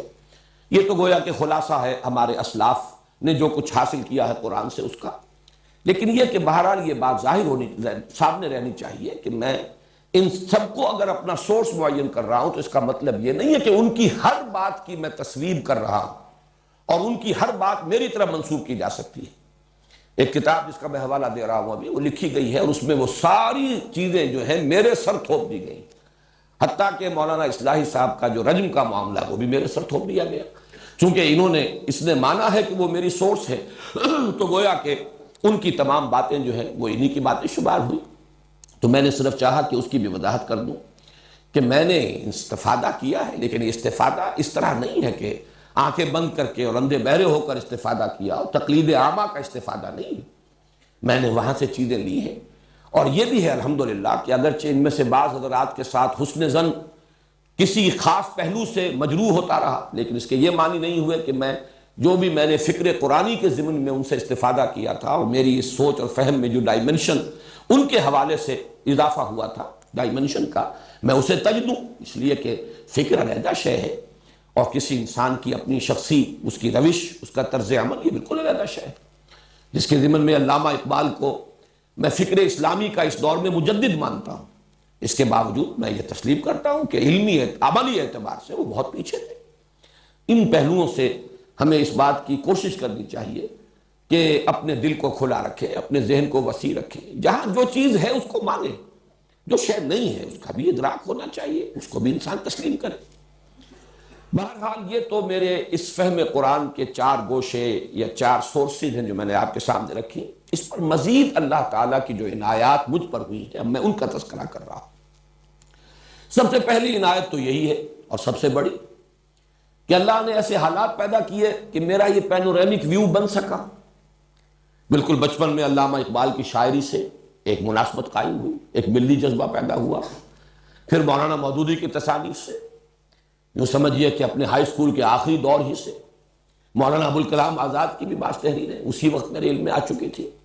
مقالات ابوالکلام، ان کا میں نے مطالعہ کیا ہے اپنے ہائی اسکول کے دوران، مولانا مودودی کی کتابیں پڑھی ہیں، پھر یہ کہ ان کی ساری تصانیف، اب ظاہر بات ہے کہ یہ ایک ڈائمنشن ہے جو ایڈ ہوئی ہے، پھر مولانا اصلاحی صاحب کا معاملہ اور ان کے ذریعے سے مولانا فراہی تک رسائی، یہ اگر اس کا موقع نہ ہوتا، جماعت اسلامی میں بہت سے لوگ ہیں جنہیں مولانا اصلاحی صاحب کی تحریریں بڑی روکھی پھیکی نظر آتی تھی۔ مولانا مودودی کا انداز بہت ایک سلیس انداز، بات کو کھولنا اور جدید تعلیم یافتہ لوگوں کی ذہنی سطح کے قریب آ کر بات کرنا، اس میں جو ہے وہ ایک سلاست ہے، بہت ہی سادگی ہے، وہ خود ایک طرز انشاء کے موجد ہے۔ مولانا اصلاحی صاحب کے ہاں وہ بات نہیں ہے، اس میں چونکہ علمی گہرائی ہوتی تھی اور اس لیے زبان میں بھی ثقافت تھی، لیکن الحمدللہ کہ اسی زمانے میں، طالب علمی کے زمانے میں مجھے اللہ تعالیٰ نے وہ مناسبت عطا فرمائی، میں نے ان کی ساری کتابیں پڑھی، مجھے دلچسپی ہوئی، اور آج تک بھی میں ان کی 2 کتابیں جو ہیں ان کا احسان مند ہوں کہ ہمیشہ تذکرہ کرتا ہوں، دعوت دین اور اس کا طریقہ کار، اور مبادی تدبر قرآن، یہ نام میرا رکھا ہوا ہے، پہلے وہ کتاب چھپتی تھی تدبر قرآن کے نام سے، پھر جب میں نے تدبر قرآن کی تفسیر تدبر قرآن کی پہلی جلد شائع کی ہے تو پھر اس کتاب کو میں نے ہی نام دے دیا تھا مبادی تدبر قرآن۔ یہ دونوں کتابیں جو ہیں میرے اس جو بھی فہم قرآن مجھے حاصل ہوا ہے اس میں ایک بہت بڑے سورس کی حیثیت رکھتی ہے۔ پھر یہ کہ شیخین کے ساتھ بھی میرا رابطہ طالب علمی کے زمانے میں ہو گیا، یہ تفسیر یا جس کو حواشی کہا جاتا ہے مولانا عثمانی کے فوائد عثمانی، یہ اسی زمانے میں جبکہ میں میڈیکل کالج کا طالب علم تھا، کراچی کے کچھ سیٹھوں نے، کچھ کاروباری حضرات، تاجر حضرات، انہوں نے ایک اعتبار سے تو سرقہ کیا تھا، علمی سرقہ کہہ لیجئے، نیت چوری کی نہیں تھی، کوئی ان کے اپنے منافع کمانے کا نہیں تھا، لیکن یہ اصل میں ترجمہ جو ہے شیخ الہند کا اور حواشی جو ہے مولانا شبیر احمد عثمانی کے، یہ اخبار مدینہ بجنور، اس کے پاس اس کے تمام حقوق تھے۔ اب یہ کہ ہندوستان سے یہ تفسیر یہاں پہنچے تو کیسے پہنچے، پھر ان کے اپنے حالات جو ہیں اتنے خراب ہو چکے تھے، معیار طباعت کو بھی ہندوستان کے حالات جو ہو گئے مسلمانوں کے پارٹیشن کے وقت اور اس کے فوراً بعد، تو کوئی آسان کام نہیں تھا، تو پھر کچھ تاجروں نے ان کی اجازت لیے بغیر، اس معنی میں وہ سرقہ تھا، ان کی اجازت لیے بغیر اس تفسیر کی بڑی اعلیٰ کتابت کروائی اور اسے ہانگ کانگ سے طبع کرایا، بہت موٹے کاغذ پر بہت عمدہ طباعت کے ساتھ یہ آئی، اور انہوں نے اسے مفت تقسیم کیا تھا، اگرچہ بعد میں پھر وہ مختلف اداروں کو جب نسخے دے دیے گئے، 100 نسخے ان کو اور 200 ان کو، ان اداروں نے پھر اسے فروخت بھی کیا۔ چنانچہ میں اپنے میڈیکل کالج کے دوسرے، تیسرے، چوتھے سال کے دوران میں نے 100 تو نہیں ہوں گے لیکن 100 کے آس پاس ہی ہوں گے نسخے جو خریدے اور دوستوں کو یا تو خریدوائے یا اپنی طرف سے دیے۔ وہ 5 روپے سے لے کر 30 روپے تک مجھے یاد ہے رینج، شروع میں وہ 5 روپے میں نسخہ مل جاتا تھا، اس کے بعد آخری جو تھا وہ 30 روپے، اور اس سے جو اللہ تعالیٰ نے حالات ایسا پیدا کر دیے، میں تو ظاہر بات ہے کہ یہ چیزیں بائی چوائس تو نہیں ہوتی، یہ انسان کے اپنے اختیار میں نہیں ہے کہ اس طریقے سے ایسے حالات بنتے چلے گئے، اور اس کے بعد پھر یہ کہ ڈاکٹر رفیع الدین اور خاص طور پر پروفیسر یوسف سلیم چشتی، ان سے جو روابط قائم ہوئے، ان کے حوالے سے علامہ اقبال کے فکر کی جو خاص طور پر فارسی میں جو ان کا فلسفہ ہے اور فکر ہے اس سے آشنائی ہوئی، تو یہ اللہ کا فضل اور کرم ہے، اسی کی طرف سے یہ حالات ہوتے ہیں، لہذا سب سے بڑی تو یہی مجھ پر اللہ کی عنایت ہے۔ میں اس کے لیے عرض کروں گا کہ قرآن مجید میں جیسے کہ سورہ بنی اسرائیل میں آیا ہے حضور سے خطاب کر کے، ان فضلہ کان علیک کبیرا، اے نبی آپ پر اللہ کا بہت بڑا فضل ہوا ہے، تو اس کا ایک عکس چاہے وہ ادنا عکس ہے، میں سمجھتا ہوں کہ مجھ پر بھی اللہ تعالیٰ کا یہ کرم ہوا ہے کہ یہ کیفیات اور حالات ایسے ہو گئے کہ میں ان تمام گوشوں سے واقف ہوا۔ مزید جو اس پر ہے وہ اللہ نے جو میرا مزاج بنایا ہے، یہ بھی اسی کی عطا ہے، اسی کے دین ہے، اس میں انسان خود اپنے مزاج کا بنانے والا نہیں ہے۔ اس میں 2 چیزیں جو ہیں، یہ بات میں شاید آج پہلی مرتبہ اتنی وضاحت سے عرض کر رہا ہوں کہ یہ بھی اس میں ایڈ ہو جائے، کہ ایک ذہن مجھے منطقی عطا کیا، میں نے منطق کبھی پڑھی نہیں ہے، لیکن منطق کا پڑھنا اور اس کو یاد کر لینا اور ہے، اور ذہن کا منطقی ہونا اس خود یہ اور شے۔ اللہ نے مجھے منطقی ذہن عطا کیا،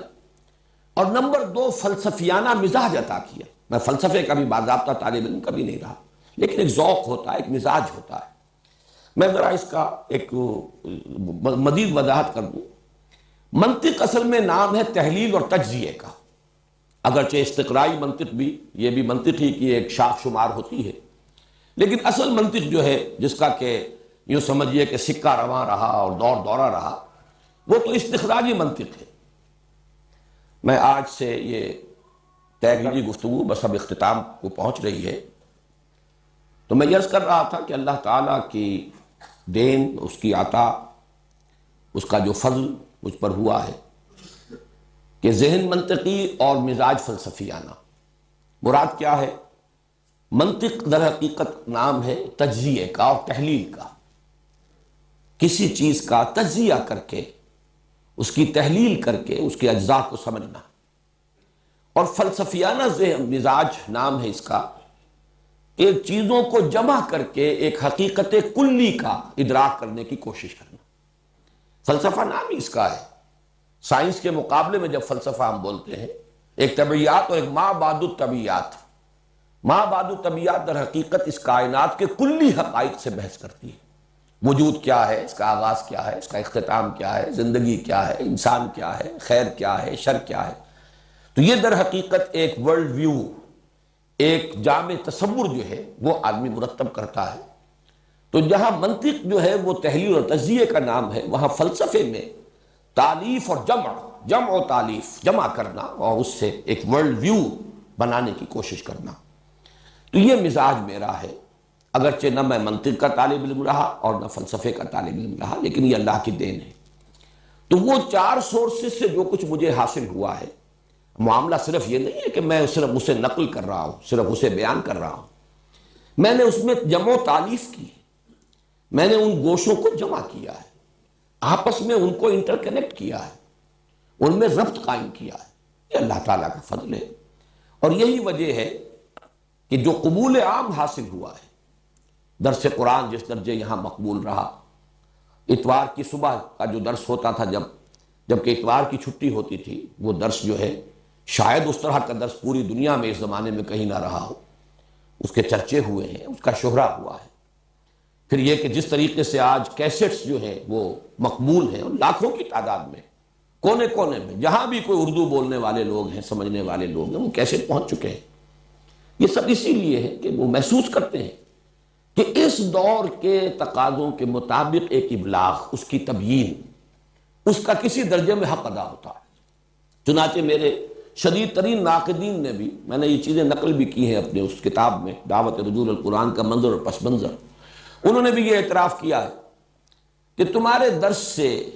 ہر شخص کچھ نہ کچھ لے کر ضرور اٹھتا ہے. یعنی مختلف مزاج کے لوگ آتے ہیں، لیکن یہ کہ مختلف مزاج کے لوگوں کو کچھ نہ کچھ ملتا ہے، انہیں کچھ غذا ملتی ہے. ظاہر ہے کہ اگر ملے نہ تو پھر دوبارہ کو پلٹ کر نہیں آئے گا. کوئی نہ کوئی ذہنی ہم آہنگی ہوتی ہے، کوئی انسان کو محسوس ہوتا ہے کہ مجھے کچھ ملا ہے، کوئی مناسبت قائم ہوتی ہے، کوئی فائدہ نظر آتا ہے، تبھی آدمی پلٹ کر آتا ہے. ورنہ کون اپنا وقت، آج کی دنیا میں جو سب سے قیمتی شے ہے وہ تو وقت ہے. سب سے زیادہ جس کی سکیرسٹی ہے، جس کا فقدان ہے، جس کی کمیابی اور نایابی ہے، وہ تو فرصت ہے. اس اعتبار سے اگر لوگ یہ وقت صرف کرتے ہیں تو اسی لیے کرتے ہیں کہ وہ محسوس کرتے ہیں کہ کچھ ملتا ہے، کچھ حاصل ہوتا ہے. ذالک فضل اللہ یؤتیہ من یشاء. جیسا کہ میں نے عرض کیا تھا کہ اس کو تعلی پر بھی محمول کریں، مجھے اعتراض نہیں ہوگا. اس سے دعویٰ اور ادعا کہیں تو بھی میں آپ سے اس پہ الجھوں گا نہیں. لیکن میرے نزدیک جہاں وہ ایک حقیقت میں نے بیان کر دی کہ میں باضابطہ طالب علم نہیں رہا ہوں، نہ علوم عربی کا، نہ علوم دینیہ کا، نہ میں نے فلسفہ پڑھا، نہ میں نے منطق پڑھی. میں تو طالب علم رہا ہوں، جیسا آپ کو معلوم ہے. ویسے ایم اے اسلامیات تو کر لیا تھا، لیکن میں سمجھتا ہوں کہ اس کا تو ذکر کرنا بھی در حقیقت اس پوری گفتگو میں اس کا بالکل غیر متعلق سی بات ہے. وہ کوئی کسی درجے میں بھی وہ کوئی حیثیت اس کی نہیں ہے. اگرچہ کراچی یونیورسٹی میں فرسٹ بھی آ گیا تھا، لیکن وہ تو میں نے بھاگتے دوڑتے ایسے ہی، صرف یہ کہ بغیر کچھ پڑھے لکھے، سوائے اس کے کہ فقہ کی ایک کتاب تو میں نے کچھ دن پڑھی ہے، لیکن باقی یہ کہ اس کے لیے کبھی کچھ پڑھنے لکھنے کا معاملہ نہیں ہوا. یہ چیزیں تو ہمارے ہاں علم اس درجے گر چکا ہے، علم کی سطح اتنی گر چکی ہے کہ یہ جو کچھ آج کل کی ڈگریاں ہیں ان کا میں تذکرہ بھی نہیں کرنا چاہتا. لیکن میری اصل تعلیم جو تھی وہ تو ظاہر بات ہے کہ کچھ سائنس کی تھی، کچھ پھر طب کی تھی. بہرحال یہ میں نے اپنے ایک ذاتی حیثیت کا تعین جو ہے میں نے ضروری سمجھا کہ اب جو ہم یہ درس قرآن سلسلے وار شروع کر رہے ہیں تو میں اس بات کو ریکارڈ پر لے آؤں. اب آئیے سورہ فاتحہ. سورہ فاتحہ کے ضمن میں بھی آج صرف ابتدائی تمہیدی مباحث پورے ہو سکیں گے. پھر اس سورہ مبارکہ کے 3 حصے ہیں جن میں سے ہم کوشش کریں گے کہ ایک حصہ کل پورا پڑھ لیں، بقیہ 2 حصے اگلے ہفتے کی 2 نشستوں میں مکمل ہوں گے. سب سے پہلی بحث جو ہے اس کے تعارفی یا تمہیدی مباحث میں سے وہ ہے کہ یہ قرآن حکیم کی پہلی صورت ہے، اور یہ پہلی صورت ہونا دونوں اعتبارات سے۔ مصحف کی پہلی صورت تو ہے ہی، سبھی جانتے ہیں، اور اسی اعتبار سے اس کا نام ہے الفاتحہ۔ فتح کہتے ہیں کھولنے کو، فتح یفتح کھولنا، مفتاح کہتے ہیں کنجی کو جس سے تالا کھل جائے، چابی۔ الفاتحہ کھولنے والی، یعنی دی اوپننگ سورہ آف دی قرآن۔ یہ انگریزی کا لفظ زیادہ اس کی مناسبت کو ظاہر کر رہا ہے، فاتحہ کی اوپننگ سورہ۔ تو یہ در حقیقت قرآن مجید کی، مصحف کی تو پہلی صورت ہے ہی، لیکن یہ نوٹ کر لیجئے کہ ترتیب نزولی میں بھی پہلی مکمل صورت جو حضور پر نازل ہوئی وہ یہی ہے۔ اگرچہ وہ ترتیب نزولی کا میں عرض کر چکا ہوں تمہیدی مباحث میں، تعارف قرآن میں،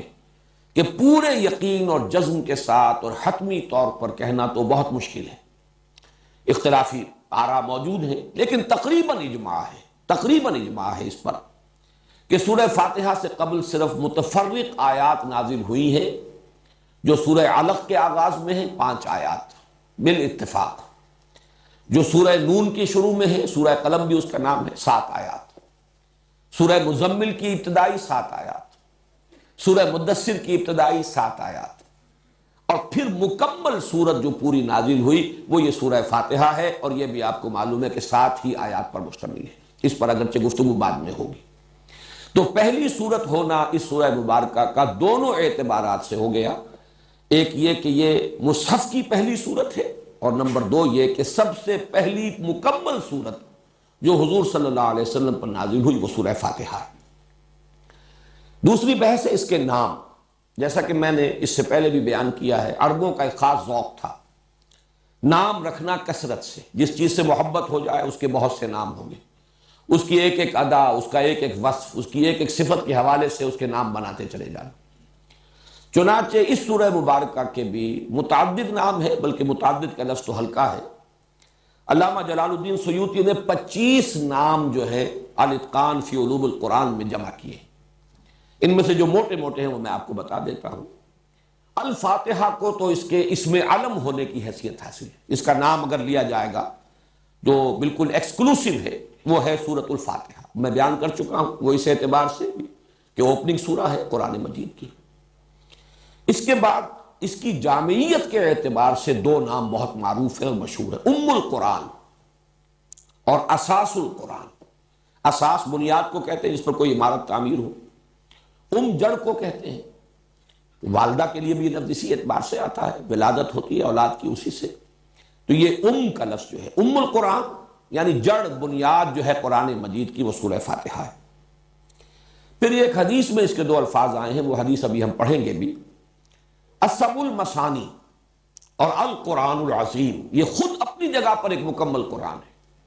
یعنی اس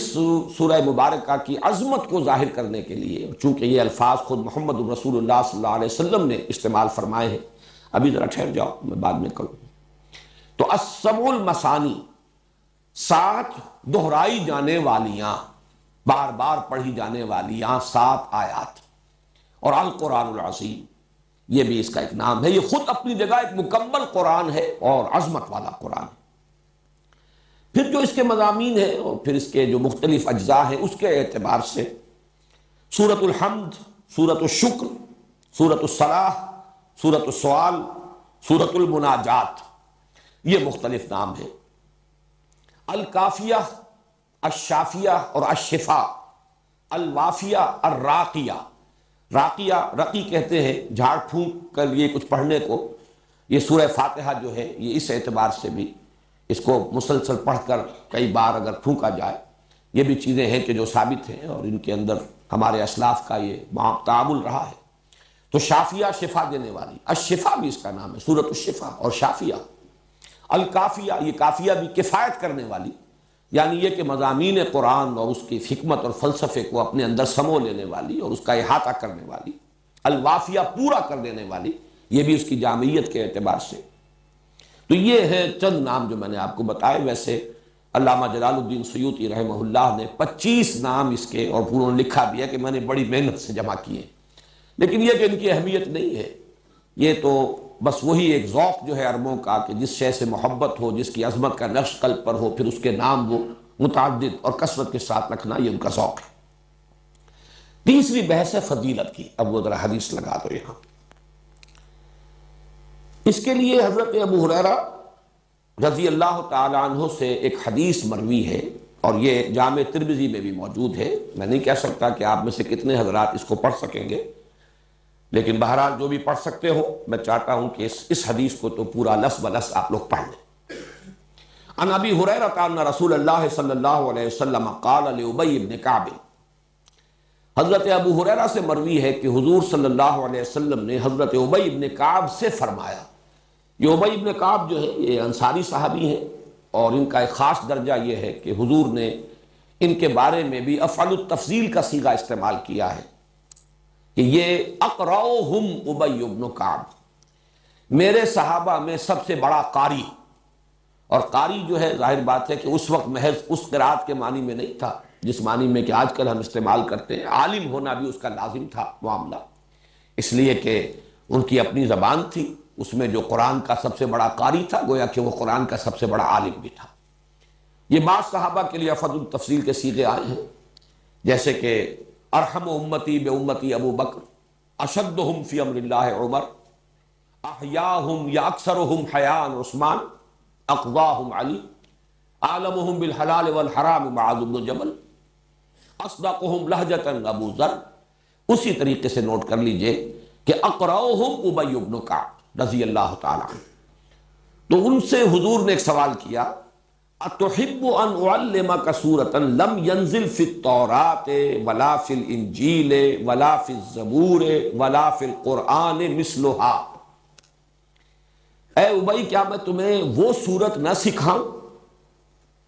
جس کی مثل، جس کی نظیر نہ تورات میں نازل ہوئی، نہ زبور میں، نہ انجیل میں، نہ قرآن میں۔ مراد یہ ہے کہ قرآن میں بھی وہ منفرد ہے، اس کی عظمت والی صورت اور کوئی نہیں، اس کی سی عظمت والی صورت، یہ بے نظیر اور بے مثل صورت ہے، اس کی نظیر، اس کے مثل نہ قرآن میں، نہ تورات میں، نہ انجیل میں، نہ زبور۔ قال نعم یا رسول اللہ، تو حضرت ابی کا جواب کیا ہو سکتا تھا؟ حضور ضرور سنائیے، ضرور سمجھائیے، ضرور پڑھائیے، بتائیے مجھے وہ کون سی صورت ہے۔ فقال رسول اللہ صلی اللہ علیہ وسلم، تو ارشاد فرمایا رسول اللہ صلی اللہ علیہ وسلم نے، کیف تقرؤ فی الصلاۃ، ذرا سناؤ تو صحیح نماز کیسے پڑھتے ہو، کیا پڑھتے ہو نماز میں؟ قال فقرأ ام القرآن، انہوں نے کہا کہ انہوں نے پڑھا پھر سورہ ام القرآن۔ اب یہاں دیکھیے وہ لفظ آ گیا، سورہ فاتحہ، ام القرآن، انہوں نے تلاوت کی۔ نماز تو میں ایسے پڑھتا ہوں، نماز میں سورہ فاتحہ پڑھتا ہوں۔ فقال رسول اللہ صلی اللہ علیہ وسلم، تو حضور نے ارشاد فرمایا، والذی نفسی بیدہ، اس ہستی کی قسم ہے جس کے ہاتھ میں میری جان ہے، ما انزلت فی التوراۃ ولا فی الانجیل ولا فی الزبور ولا فی القرآن مثلھا، اس صورت کے نظیر اور اس کے مثل نہ تورات میں، نہ انجیل میں، نہ قرآن میں، نہ زبور میں کبھی نازل نہیں ہوئی، بے مثل اور بے نظیر صورت ہے۔ وَإِنَّهَا سَبْعٌ مِّنَ الْمَثَانِي، یہی ہے سبع من المثانی، والقرآن العظیم، اور یہی ہے القرآن العظیم، عظمت والا قرآن، الذی اعطیتہ، جو کہ مجھے عطا کیا گیا ہے۔ رواہ ترمذی، یہ جامع ترمذی کی روایت ہے۔ یہ جو دو الفاظ ہیں سبع من المثانی اور قرآن عظیم، یہ در حقیقت سورہ ہجر کی آیت میں وارد ہوئے، چنانچہ وہاں مضمون جو ہے آخری حصے میں سورہ ہجر کے وہ یہ ہے کہ اے نبی، جو کچھ لوگ آپ کو کہہ رہے ہیں، کوئی مجنون کہہ رہا ہے، کوئی اور کچھ کہہ رہا ہے، آپ اس پر ملول اور غمگین نہ ہوں۔ ہم نے یہ آسمان اور زمین بے مقصد نہیں بنائے، ہر شے کا نتیجہ نکلے گا، مجرموں کو بھی سزا مل کر رہے گی۔ اسی طریقے سے یہ دولت مند ہیں اور جو اس وقت سرداران قریش ہیں، جنہیں چودراہٹ حاصل ہے، اقتدار حاصل ہے، ان سے بھی آپ متاثر نہ ہو، ان کی ان چیزوں کو بھی نگاہ میں نہ لائیے۔ وَلَقَدْ آتَيْنَاكَ سَبْعًا مِّنَ الْمَثَانِي وَالْقُرْآنَ الْعَظِيمِ، ہم نے تو آپ کو 7 دی ہیں دہرائی جانے والیاں اور قرآن عظیم عطا کیا، یعنی اتنی بڑی دولت آپ کو دی ہے کہ کوئی دولت اس کے مقابلے میں کوئی حیثیت نہیں رکھتی، کسی کا اقتدار دنیا میں کسی اہمیت کا حامل نہیں، یہ آنی جانی چیزیں ہیں، فانی چیزیں ہیں، کسی شے کی کوئی وقت آپ کی نگاہ میں نہ ہو۔ ظاہر ہے یہ حضور سے کہا جا رہا ہے، لیکن اس میں مخاطب جو ہے وہ خود مسلمان ہیں، اور قیامت تک کے لیے لوگ ہوں گے جو بھی اس راستے پر آئیں۔ جب تک کہ نگاہوں میں ان چیزوں کی تحقیر کی کیفیت پیدا نہ ہو جائے، آدمی اس راستے پر چل ہی نہیں سکتا کہ جو راستہ قرآن کھولتا ہے انسان کے لیے۔ تو اس میں فرمایا کہ ہم نے آپ کو وَلَقَدْ آتَيْنَاكَ سَبْعًا مِّنَ الْمَثَانِي وَالْقُرْآنِ الْعَظِيمِ، سورہ ہجر کی آیت نمبر 87 ہے یہ۔ ہم نے تو آپ کو 7 عطا فرمائی ہیں دہرائی جانے والیاں، اور قرآن عظیم عطا کیا ہے۔ تو حضور نے فرمایا جو مجھ پر اللہ نے جو اپنا احسان جتایا ہے، اپنا انعام جو ہے فرمایا ہے کہ ہم نے اتنی بڑی دولت آپ کو دی ہے، وہ یہی تو ہے، یہی سورہ فاتحہ ہے، ہے سبع المثانی، یہی ہے سبع مثانی، اور یہی ہے القرآن العظیم، بہت عظمت والا قرآن۔ یہاں میں یہ چیز بھی بیان کر دوں کہ مولانا اصلاحی صاحب اس آیت کا منشا یہ سمجھتے ہیں کہ وہ جو 7 گروپ میں بیان کر چکا ہوں، جن میں سے ہر گروپ جو ہے سورتوں کا، اس میں کچھ سورتیں مکی ہے، کچھ مدنی ہیں، تو انہوں نے اس آیت سے مراد وہ لی ہے۔ مجھے ان سے اختلاف ہے، جہاں تک وہ بات ہے کہ 7 گروپ ہیں، مکی اور مدنی صورتوں کے 7 گروپ بنتے ہیں، اس سے اتفاق ہے، وہ میں تعارف قرآن کی ضمن میں تفصیل سے بیان کر چکا ہوں۔ لیکن ضروری نہیں کہ اس آیت میں مراد وہ ہو، جبکہ ہمارے پاس یہ مرفوع حدیث موجود ہے، صحیح حدیث ہے،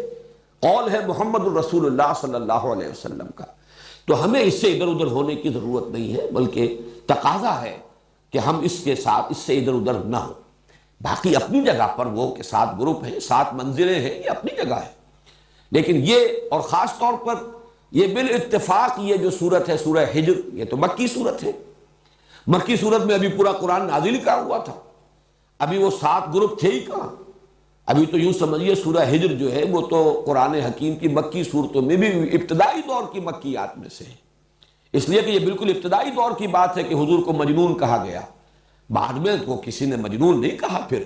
وہ تو آغاز میں تھا خیال کہ شاید کوئی آسیب زدہ ہو گئے ہیں، کوئی جن آ گیا ہے، یہ جو کہہ رہے ہیں فرشتہ میں نے دیکھا ہے، فرشتہ آیا ہے، پتہ نہیں کوئی جن ہے جو ان کو نظر آ گیا ہے، یہ بات بالکل ابتدائی دور میں کہی گئی، بعد میں یہ باتیں نہیں رہیں۔ اس اعتبار سے اس وقت وہ کہاں تھا قرآن اور کہاں اس کے وہ 7 گروپ، اس اعتبار سے ہمیں، اور میرے لیے تو اصول یہ ہے کہ جہاں ہمیں مرفوع حدیث صحیح مل جائے، اس سے ادھر ادھر ہونا در حقیقت اپنے آپ کو فتنے کے خطرے میں مبتلا کرنا ہے۔ تمسک بالاسلاف جو میں نے آج کہا ہے اس میں جڑے رہنا، اور ظاہر بات ہے کہ اس میں سب سے بڑی بات تو حضور صلی اللہ علیہ وسلم کی مرفوع حدیث ہے۔ تو سب سے پہلی جو اس کی فضیلت کے لیے تو یہ حدیث جو ہے میں سمجھتا ہوں کفایت کرتی ہے۔ حضرت انس سے بھی ایک روایت ہے جو امام حاکم نے نقل کی ہے کہ حضور نے اسے افضل القرآن قرار دیا ہے، قرآن کی سب سے زیادہ فضیلت والی صورت۔ اسی طرح حضرت عبداللہ ابن عباس کا ایک قول نقل ہوا ہے کہ یہ ثلثِ قرآن، قرآن حکیم کے 2/3 کے مساوی ہے۔ اب دیکھیے کسی شے کی عظمت کو، اس کے مقام اور مرتبے کو سمجھانے کے مختلف اسلوب ہو سکتے ہیں، یہ کوئی تولنے کے حساب سے نہیں ہے، لیکن حضور صلی اللہ علیہ وسلم نے اپنے ساتھیوں کو، اور ان میں آپ کو معلوم ہے کہ سب کے سب لوگ تو اس صلاحیت کے نہیں تھے کہ جو کسی چیز کی علمی قدر و قیمت کو جیسے کہ وہ ہے اس کو سمجھ سکتے کما حق ہو، ان میں وہ بھی تھے کہ جن کا اپنا فہم اور اپنی سوچ اس کا دائرہ زیادہ وسیع نہیں تھا، انہیں کوئی ایسی شے جو ہے اس کی تمثیل کی ضرورت تھی، ایسی شے سے تشبیہ اور تمثیل جو ان کی سمجھ میں آتی ہے۔ اب سورہ اخلاص کو کہا گیا ثلث قرآن، 1/3 قرآن، سورہ کافرون کو کہا گیا ربع قرآن، قرآن کا 1/4 حصہ، سورۃ الزلزال کو کہا گیا 1000 آیات کے برابر، یعنی یہ کہ سدس قرآن، قرآن کا 6واں حصہ تقریباً بن جاتا ہے۔ لیکن اس میں جو بلند ترین جو نسبت ہے وہ یہ ہے جو سورہ فاتحہ کو دی ہے حضور صلی اللہ علیہ وسلم نے حضرت عبداللہ ابن عباس رضی اللہ تعالی عنہما سے جو منقول ہے کہ یہ ثلثِ قرآن یعنی 2/3 قرآن کے برابر ہے۔ چوتھی بحث جو ہے اس کے ضمن میں وہ یہ ہے کہ یہ سورہ مبارکہ نماز کا جزو لازم ہے، جزو لازم۔ چنانچہ اس کے ضمن میں وہ حدیث میں آپ کو سنا دینا چاہتا ہوں کہ جو بخاری میں بھی ہے، مسلم میں بھی ہے، ترمذی میں، ابو داؤد میں، نسائی میں وغیرہم، یوں سمجھیے کہ محدثین نے سب نے اس کو تسلیم کیا ہے، اور یہ حضرت عبادہ ابن صامت سے ہے رضی اللہ تعالی عنہ۔ وہ فرماتے ہیں کہ حضور نے ارشاد فرمایا لا صلاۃ لمن لم یقرأ بفاتحۃ الکتاب، اس شخص کی کوئی نماز نہیں جو فاتحۃ الکتاب یعنی سورہ فاتحہ نہیں پڑھتا، اس کی کوئی نماز نہیں۔ اس کا یہ مفہوم تو متفق علیہ ہے کہ سورہ فاتحہ نماز کا جزو لازم ہے، البتہ اس کے بعد اختلاف ہے، آیا جماعت کی شکل میں جب نماز ادا کی جائے تو امام کے ساتھ ہر مقتدی کا پڑھنا بھی واجب ہے یا نہیں؟ اس میں 3 آراء ہیں ہمارے ہاں، 2 انتہائی آراء ہیں، ایک درمیانی رائے ہے۔ ایک رائے جو ہمارے ہاں تو بہت ہی معروف ہے، مشہور ہے، اس لیے کہ امام ابو حنیفہ کی رائے ہے، فقہ حنفی کا بڑا اہم مسئلہ ہے، اور ہماری عظیم اکثریت جو ہے آبادی کی وہ حنفی المسلک ہے، تو وہ تو یہ ہے کہ امام کی قرات جب ہو رہی ہے، امام کے ساتھ آپ نماز پڑھ رہے ہیں، تو امام کی قرات ہی آپ کے لیے قرات ہے، آپ کو نماز نہیں پڑھنی۔ مقتدی کے لیے یہ سورہ فاتحہ جو ہے اس کا پڑھنا ضروری نہیں، بلکہ نہ صرف یہ کہ ضروری نہیں بلکہ نہ پڑھنا ضروری ہے۔ یہ انتہائی شدت ہے کہ جو حنفی مسلک میں اس بارے میں ہے، اور مثال وہ دیتے ہیں بڑی، یعنی ایک اعتبار سے تمثیل و تشبیہ کے پہلو سے بہت یعنی معقول تشبیہ ہے کہ جب وفد کی صورت میں کہیں جائے، کسی بڑی شخصیت کے سامنے پیشی ہو، حاضری ہو، تو کوئی ایک ہوتا ہے جو نمائندہ، وہ گفتگو کرتا ہے، باقی سب لوگ موجود ہوتے ہیں، ان کی موجودگی گویا کہ ایک طرح کی شمولیت ہے، لیکن یہ کہ گفتگو جو ہے، کوئی درخواست پیش کرنی ہے، کوئی مطالبہ رکھنا ہے، تو وہ ایک ان کا نمائندہ پیش کرتا ہے۔ اسی طریقے سے جب امام پڑھ رہا ہے تو گویا کہ مقتدیوں کی طرف سے قرات ہو گئی۔ یعنی یہ مطلب نہیں ہے کہ یہ نماز کا جزو لازم نہیں ہے، صرف یہ ہے کہ جب جماعت کی شکل میں نماز پڑھی جا رہی ہو تو سورہ فاتحہ جب امام نے پڑھ لی تو گویا کہ تمام مقتدیوں کی طرف سے بھی قرات کا حق ادا ہو گیا۔ اس کے بالکل برعکس اور دوسری انتہائی رائے جو ہے وہ امام شافعی کی ہے رحمہ اللہ، کہ جو ظاہر ہے اس کا، ویسے یہ میں عرض کر دوں کہ جو موقف ہے امام ابو حنیفہ کا اور جو حنفی مسلک ہے، اس میں ایک دلیل یہ بھی پیش کی جاتی ہے کہ قرآن حکیم میں یہ حکم ہے، اذا قرئ القرآن فاستمعوا له وانصتوا، جب قرآن پڑھا جائے تو اس کو توجہ سے سنو، پورا دھیان ادھر لگاؤ اور خود خاموش رہو۔ اگرچہ یہ دلیل جو ہے در حقیقت بنتی ہے تیسری رائے کے لیے جو میں بعد میں عرض کروں گا، لیکن اسے بھی جو حنفی المسلک لوگ ہیں وہ اپنے موقف کی دلیل کے طور پر پیش کرتے ہیں۔ اس کے بالکل برعکس ہے، وہ گویا کہ اس حدیث کے جو الفاظ ہیں اس پر مبنی ہے، ظاہر الفاظ لا صلاۃ لمن لم یقرأ بفاتحۃ الکتاب، اور حدیث یقیناً اتنی قوی ہے، اتنی مستند ہے، اپنے سند کے اعتبار سے اتنی اعلیٰ رتبے کی ہے کہ ظاہر بات ہے کہ اس سے اونچا رتبہ تو کوئی اور ہو نہیں سکتا کسی حدیث کا، سند کے اعتبار سے، روایت کے اعتبار سے۔ تو امام شافعی کی رائے یہ ہے کہ ہر نمازی مقتدی بھی پڑھے، پڑھنے کے پھر ان کے ہاں مختلف انداز ہیں، چونکہ حضور کا ایک معمول یہ بھی نقل ہوا ہے کہ آپ جب پڑھتے تھے سورہ فاتحہ جہری رکعت میں بھی، اس کے بعد تھوڑی دیر تک آپ خاموش رہتے تھے، وقفہ ہوتا تھا۔ ہم تو ہماری عادت تو یہ ہے کہ فوراً ہی کوئی جو سورت ملانی ہے یا کچھ قرآن کا حصہ پڑھنا ہے تو سورہ فاتحہ کے بعد اس کو متصل کر لیتے ہیں، لیکن حضور سے یہ ثابت ہے تھوڑا سا وقفہ، اور اس کے دوران گویا کہ مقتدی بھی جلدی سے دہرا لیں اور پڑھ لیں۔ ایک طریقہ تو یہ ہے،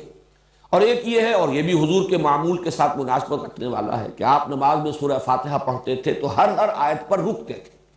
یہ وقفہ جو ہے یہ گویا کہ کفایت کر جاتا ہے کہ امام نے کہا الحمدللہ رب العالمین، اور اس کے بعد وہ ذرا سا وقفہ دے تاکہ مقتدی بھی الحمدللہ رب العالمین پڑھ لیں، پھر الرحمن الرحیم وقفہ دے تاکہ مقتدی بھی پڑھ لیں۔ بہرحال یہ تو ہوا اس کی جو عملی شکل ہے، لیکن اس وقت میں صرف موقف اور مسلک بیان کر رہا ہوں کہ امام شافعی کا اور شوافع کا اور حنابلہ کا یہ موقف ہے، اور چونکہ امام احمد ابن حنبل شاگرد ہیں امام شافعی کے، تو تسلسل بھی ہے اس میں، یہ ہے کہ ہر مقتدی کے لیے بھی سورہ فاتحہ کا پڑھنا لازم ہے۔ معتدل مسلک ہے امام مالک کا رحمہ اللہ، امام دار الہجرہ، چونکہ وہ امام مدینہ ہے، اس اعتبار سے ان کی بات بہت سے پہلوؤں سے بہت وقیع بھی ہے۔ حدیث کا بھی سب سے پہلا مجموعہ جو ہے موطا امام مالک، یہ گویا کہ اولین مجموعہ ہے جس کو کہ فقہی جو بھی ابواب ہیں ان کی شکل میں مرتب کیا گیا۔ امام مالک کا موقف یہ ہے، اور میں اس کو کوئی بات نہیں سمجھتا اس کے بیان کرنے میں کہ میرا اپنا عمل اس پر ہے، وہ یہ ہے کہ جہری رکعت میں امام کی قرات کو توجہ سے سنو، گویا کہ عمل ہو گیا اس آیت پر اذا قرئ القرآن فاستمعوا له وانصتوا۔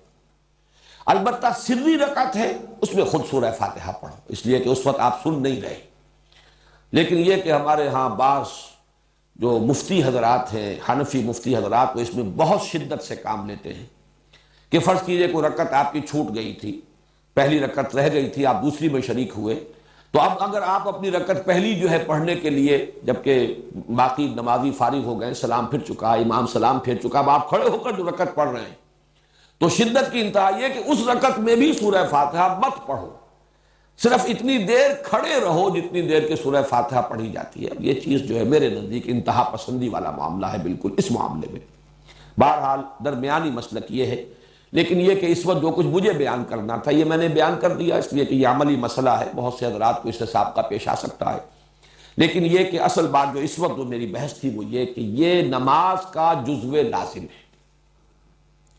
پانچویں بحث یہ ہے کہ جزو لازم نہیں، یہی اصل نماز ہے، یہی صلاۃ ہے۔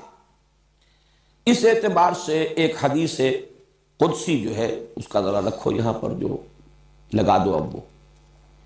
وہ حدیث قدسی کے جو مسلم شریف میں ہے، صحیح مسلم میں ابو ہریرہ رضی اللہ تعالی عنہ سے مروی ہے۔ ابھی ہم نے جو حدیث پڑھی تھی کہ حضور نے پوچھا کیف تقرؤ فی الصلاۃ، نماز میں کیا پڑھتے ہو، اور آپ حضرت ابی بن کعب نے سورہ فاتحہ پڑھی، لیکن یہ کہ یہ تو ہوا نماز میں سورہ فاتحہ کا پڑھنا۔ دوسری حدیث جو ہے یہ حدیث قدسی ہے، جس میں کہ حضور صلی اللہ علیہ وسلم نقل فرما رہے اللہ کا ایک فرمان۔ حدیث قدسی اصل میں اسے کہا جاتا ہے جس میں کہ حضور صلی اللہ علیہ وسلم یہ فرمائے کہ اللہ یوں فرماتا ہے۔ وہ اگرچہ قرآن تو نہیں ہے، وہ وحی جلی نہیں ہے جو قرآن میں شامل ہو، لیکن یہ کہ وحی خفی جو ہے اس کے ضمن میں یہ کہا جائے گا کہ وہ سب سے بلند ترین وحی خفی ہے۔ یوں کہیے کہ وہ جو وحی خفی میں جو درجے ہو سکتے ہیں ان میں بلند ترین درجہ حدیث قدسی کا ہے۔ اس کے الفاظ نوٹ کیجئے، اللہ تعالیٰ فرماتا ہے قسمت الصلاۃ بینی و بین عبدی نصفین،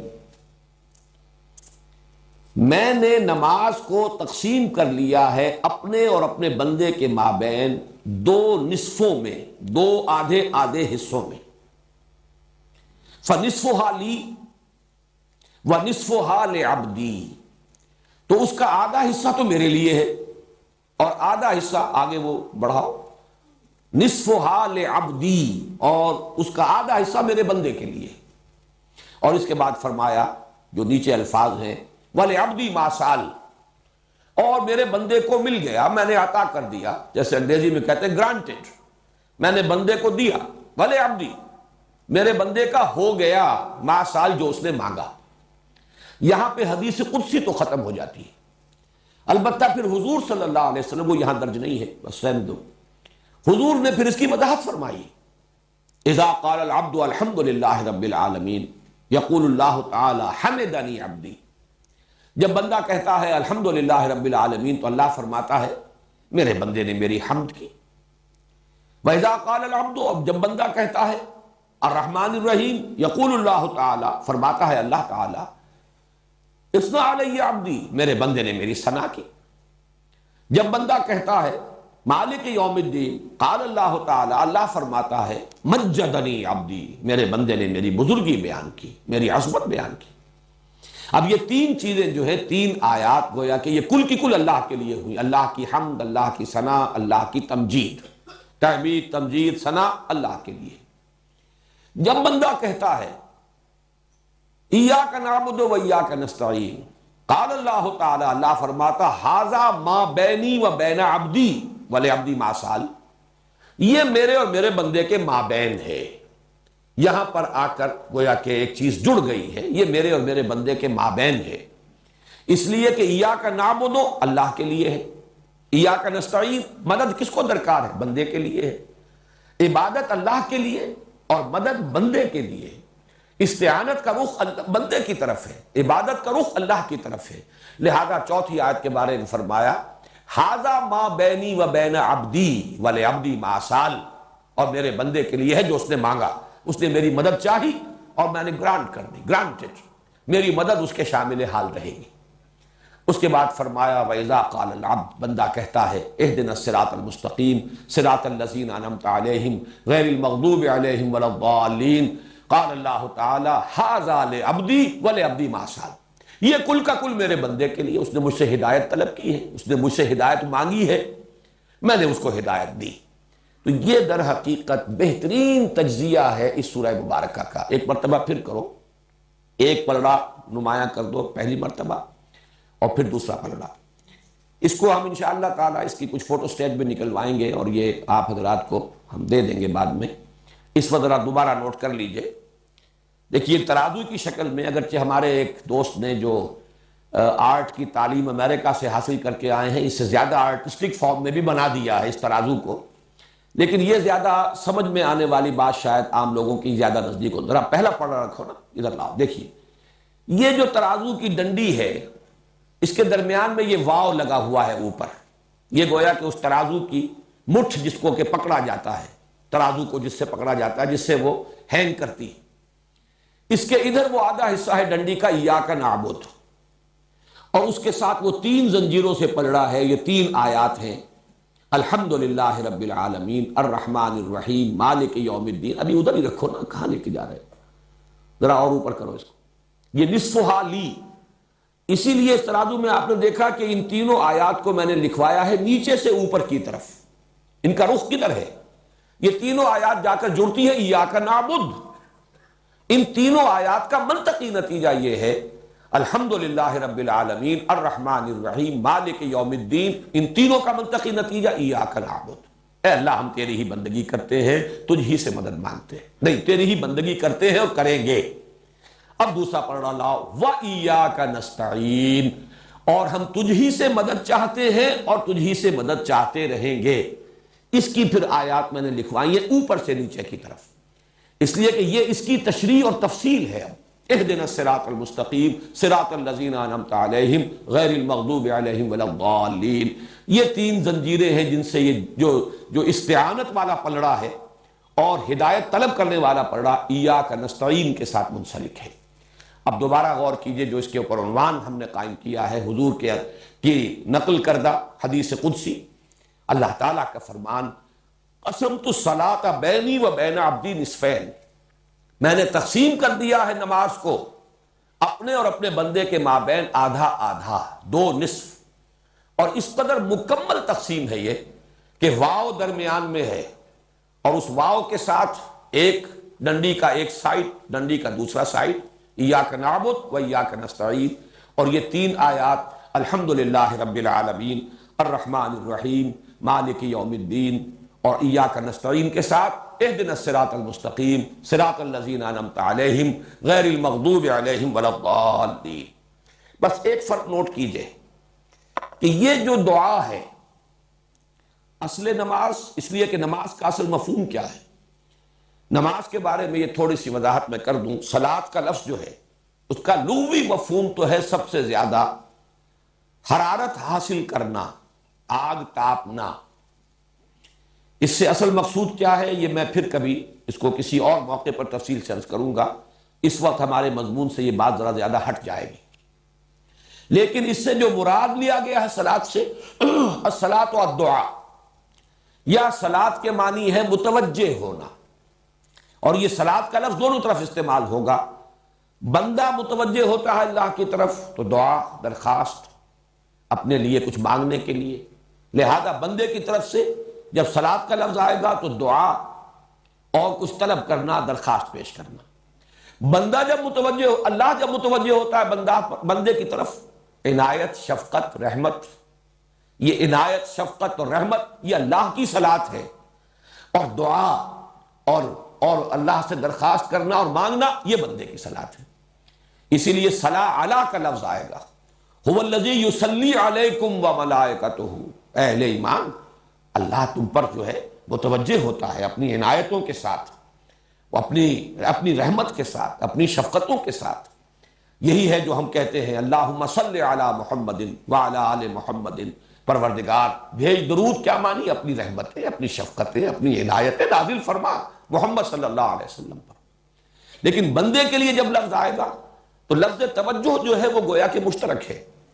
اور نماز کا افتتاح جو ہے وہ بھی اسی کلمے سے ہونا چاہیے،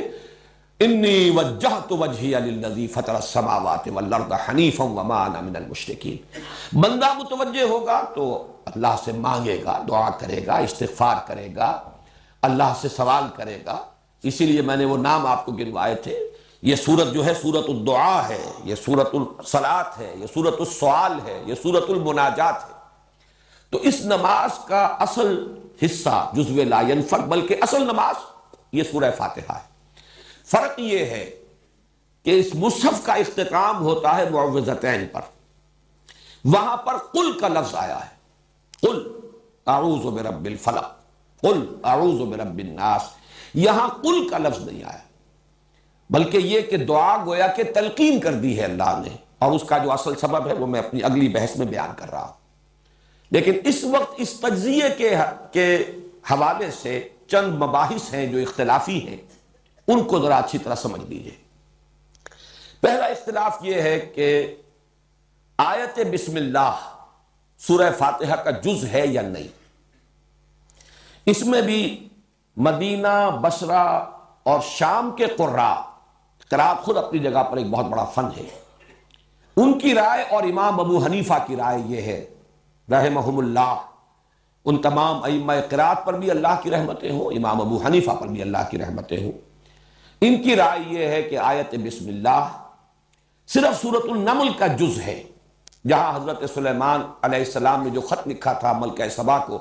اس میں انہ من سلیمان و انہ بسم اللہ الرحمن الرحیم۔ باقی کسی سورت کا یہ جز نہیں ہے، سورہ فاتحہ کا بھی جز نہیں ہے اور کسی سورت کا جز نہیں ہے، یہ صرف تبرک کے طور پر یا سورتوں میں فصل کرنے کے لیے یہ سورت جو ہے مصحف میں درج کی جاتی ہے، یہ آیت بسم اللہ، لہذا اس کی گنتی بھی نہیں ہوگی، شمار میں بھی اس کو بار بار نہیں لایا جائے گا، اور کسی بھی سورت کا یہ جز نہیں ہے، سوائے سورہ توبہ کے ہر سورت سے پہلے یہ صرف تبرک کے طور پر اور ایک علامت کے طور پر کہ یہاں ایک سورت ختم ہو گئی دوسری سورت شروع ہو رہی ہے تو درمیان میں یہ آیت درج کر دی جاتی ہے، ورنہ یہ کسی بھی سورت کا جز نہیں۔ یہ رائے ہے مدینہ، بصرہ اور شام کے قراء کی، اور یہی رائے ہے امام ابو حنیفہ رحمہ اللہ کی۔ دوسری رائے اس کے بالکل برعکس مکہ اور کوفے کے قراء اور ائمہ اربعہ میں سے امام شافعی کی رائے یہ ہے کہ یہ ہر سورت کی جزو ہے، چنانچہ سورہ فاتحہ میں بھی اس آیت بسم اللہ کو شامل کیا جائے گا۔ یہی وجہ ہے کہ آپ نے دیکھا ہوگا کہ ہمارے ہاں جو مسلک سلفی مسلک ہے، اہل حدیث حضرات، وہ جب جہری رکعت میں کوئی امام قرات کرتا ہے تو آیت بسم اللہ کو بھی وہ بلند آواز سے پڑھتا ہے۔ عام طور پر حنفی جو ہے اس کو پڑھتے ہیں شروع کی پہلی رکعت میں، لیکن یہ کہ وہ اخفاء کے ساتھ پڑھتے ہیں، لیکن یہ کہ ان حضرات نے چونکہ وہ اسے سمجھتے ہیں کہ یہ اس سورہ مبارکہ کا جزو لازم ہے، لہذا وہ جب جہری قرات شروع کریں گے تو بسم اللہ الرحمن الرحیم الحمدللہ رب العالمین الرحمن الرحیم۔ یہ صرف اختلاف جو ہے میں اس لیے بیان کر رہا ہوں کہ اس کی جو اصل بنیاد ہے آپ پر واضح ہو جائے، ورنہ ان چیزوں کی قطعاً کوئی اہمیت نہیں، لیکن یہ کہ علمی طور پر یہ مسئلہ جان لیجئے۔ میری رائے اس میں امام ابو حنیفہ کی رائے کے ساتھ ہے، یہ سورہ فاتحہ کا جز نہیں ہے، اور مجھے اس پر جو انشراح حاصل ہوا ہے وہ اس حدیث قدسی سے حاصل ہوا ہے، قسمت الصلاۃ بینی و بین عبدی نصفین، وہاں تو بات شروع ہو رہی ہے الحمدللہ رب العالمین سے، اس میں بسم اللہ کا پہلے ذکر ہے ہی،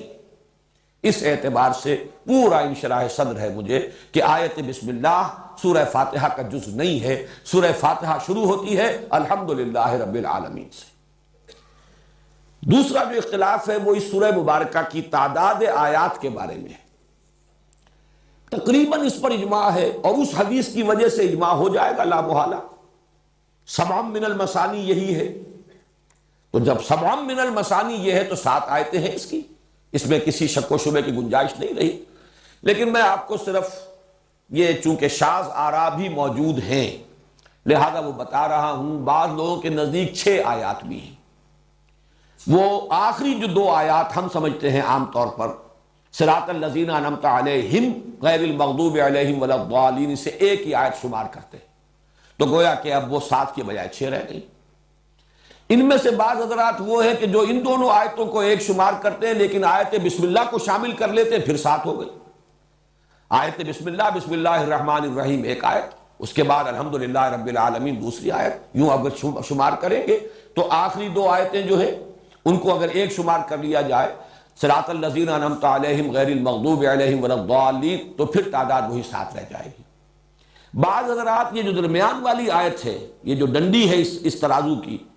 اور اس میں یہ بات نظر آ رہی ہے کہ یہ 2 مکمل جملوں پر مشتمل ایک آیت ہے۔ ایاک نعبد مکمل جملہ ہے، ایاک نستعین مکمل جملہ ہے، درمیان میں حرف عطف ہے۔ بعض حضرات اس کو 2 آیتیں شمار کرتے ہیں۔ اب 2 آیتیں شمار کر کے پھر اس کی تعداد جو ہے 8 بن جائے گی، اور جو حضرات آیت بسم اللہ کو بھی شامل کریں گے اور اس کے بھی 2 آیتیں مانیں گے، ان کے نزدیک تعداد 9 چلی جائے گی۔ یہ ہے شاذ آرات، 6 8 9، لیکن تقریباً اجماع 7 پر ہے۔ اور میرے نزدیک یہ حدیث قدسی معین کر رہی ہے، یہ دونوں آیتیں جو ہیں، یہ جو درمیان کی چوتھی آیت، ھذا ما بینی و بین عبدی، یہ تو در حقیقت انٹرلاکنگ ہے۔ یہ تو یہ لفظ استعمال میں کر رہا ہوں، اگرچہ یہ لفظ اللہ کی ذات کے ساتھ استعمال کرنا مناسب نہیں ہے، تشبیہ سمجھ لیجئے، بلا تشبیہ بلا تمثیل، یہ مصافحہ ہو رہا ہے بندے کا پروردگار کے ساتھ۔ جیسے بیعت ہوتی ہے مصافحہ ہوتا ہے، اور جیسے قرآن مجید میں آیا ہے کہ اے نبی جو لوگ آپ سے بیعت کر رہے ہیں، ان الذین یبایعونک انما یبایعون اللہ ید اللہ فوق ایدیہم، جو لوگ آپ سے بیعت کر رہے ہیں حقیقت میں وہ اللہ سے بیعت کر رہے ہیں، اور اللہ کا ہاتھ ان کے ہاتھ کے اوپر ہے۔ وہ غیر مرئی ہاتھ ہے، نظر نہیں آتا، لیکن یہ کہ در حقیقت یہ مصافحہ ہے بندے کا اپنے رب کے ساتھ، ایاک نعبد و ایاک نستعین، معاہدہ ہے یہ، مصافحہ معاہدہ، یہ در حقیقت یہ ایک ہی وزن پر باب مفعلہ کے یہ مصدر ہے، یہ معاہدہ۔ اسی لیے کس قدر پیارے الفاظ ہیں حدیث قدسی کے، ھذا ما بینی و بین عبدی۔ معاہدے کے اندر 2 چیزیں ہوتی ہیں، 2 فریق۔ بندے کا عہد یہ ہے کہ ایاک نعبد، اور اللہ کی طرف سے وعدہ یہ ہے ہدایت میرے ذمہ ہے، ان علینا للہدی وان لنا للآخرۃ والأولی، ہدایت دینا ہمارے ذمہ ہے۔ یہ وعدہ اللہ نے کیا، اور یہ گویا کہ ھذا ما بینی و بین عبدی ولعبدی ما سأل، اور دیا میں نے اپنے بندے کو جو اس نے مانگا، جو اس نے سوال کیا۔ اس اعتبار سے صحیح بات یہی ہے کہ یہ درمیانی آیت ایک ہی ہے، ایاک نعبد و ایاک نستعین، اور تقسیم صحیح اسی طرح ہوتی ہے۔ پہلی 3 آیات، اس سے پہلے آیت بسم اللہ کو شامل کر لیجئے، وہ 4 بن جائیں گی، وہ برابر کے 2 حصوں میں تقسیم ناممکن ہو جائے گی۔ وہ 3 آیتیں ہیں جیسے کہ وہ 3 لڑیوں کی شکل میں نظر آئیں، الحمدللہ رب العالمین الرحمن الرحیم مالک یوم الدین، ایاک نعبد ایاک نستعین اہدنا الصراط المستقیم صراط الذین انعمت علیہم غیر المغضوب علیہم ولا الضالین۔ تو یہ جو تجزیہ ہے اس سورہ مبارکہ کا اس حدیث قدسی کے حوالے سے، تو بہت سے یہ مختلف فی مسائل، ویسے یہ کہ اس کے لیے دلائل اور استدلال ادھر سے ادھر سے کیے جائیں تو بحث الجھ جائے گی۔ میں سمجھتا ہوں کہ اس حدیث قدسی نے ان تمام مسائل کے حق میں، ان کے ضمن میں قول فیصل ہمیں عطا فرما دیا ہے کہ جس پر پورا انشراح جو ہے ہمیں حاصل ہو سکتا ہے۔ ایک بات اور نوٹ کر لیجئے، میرا تو ارادہ تھا اصل مضمون آج مزید جو ہے شروع کرنے کا، کہ اس کا اصل مضمون ہے کیا۔ یہ تو در حقیقت قرآن مجید کے حکمت اور فلسفے کے لیے جڑ اور بنیاد اور اساس کا درجہ رکھتی ہے۔ ام القرآن کیوں ہے، اساس القرآن کیوں ہے، لیکن یہ کہ اب اس کا وقت آج نہیں ہے، وہ تو انشاءاللہ کل کریں گے۔ لیکن ایک ذرا اس کا نحوی تجزیہ بھی کر لیجئے۔ پہلی 3 آیات، اگرچہ صرف پہلی آیت میں 2 الفاظ بھی مکمل جملہ بن جاتے ہیں، الحمدللہ، یہ جملہ اسمیہ خبریہ بن گیا، جملہ مکمل ہو گیا۔ لیکن اس کے بعد پوری 3 آیتیں آپ پڑھ جائیے، یہ اسی کے ساتھ شامل ہوتی چلی جائیں گی، علیحدہ جملہ کوئی نہیں آیا۔ یہ کہا جا سکتا ہے کہ یہ تینوں آیتیں ایک ہی مکمل جملہ بنتی ہیں۔ الحمدللہ رب العالمین الرحمن الرحیم مالک یوم الدین، کل حمد اللہ کے لیے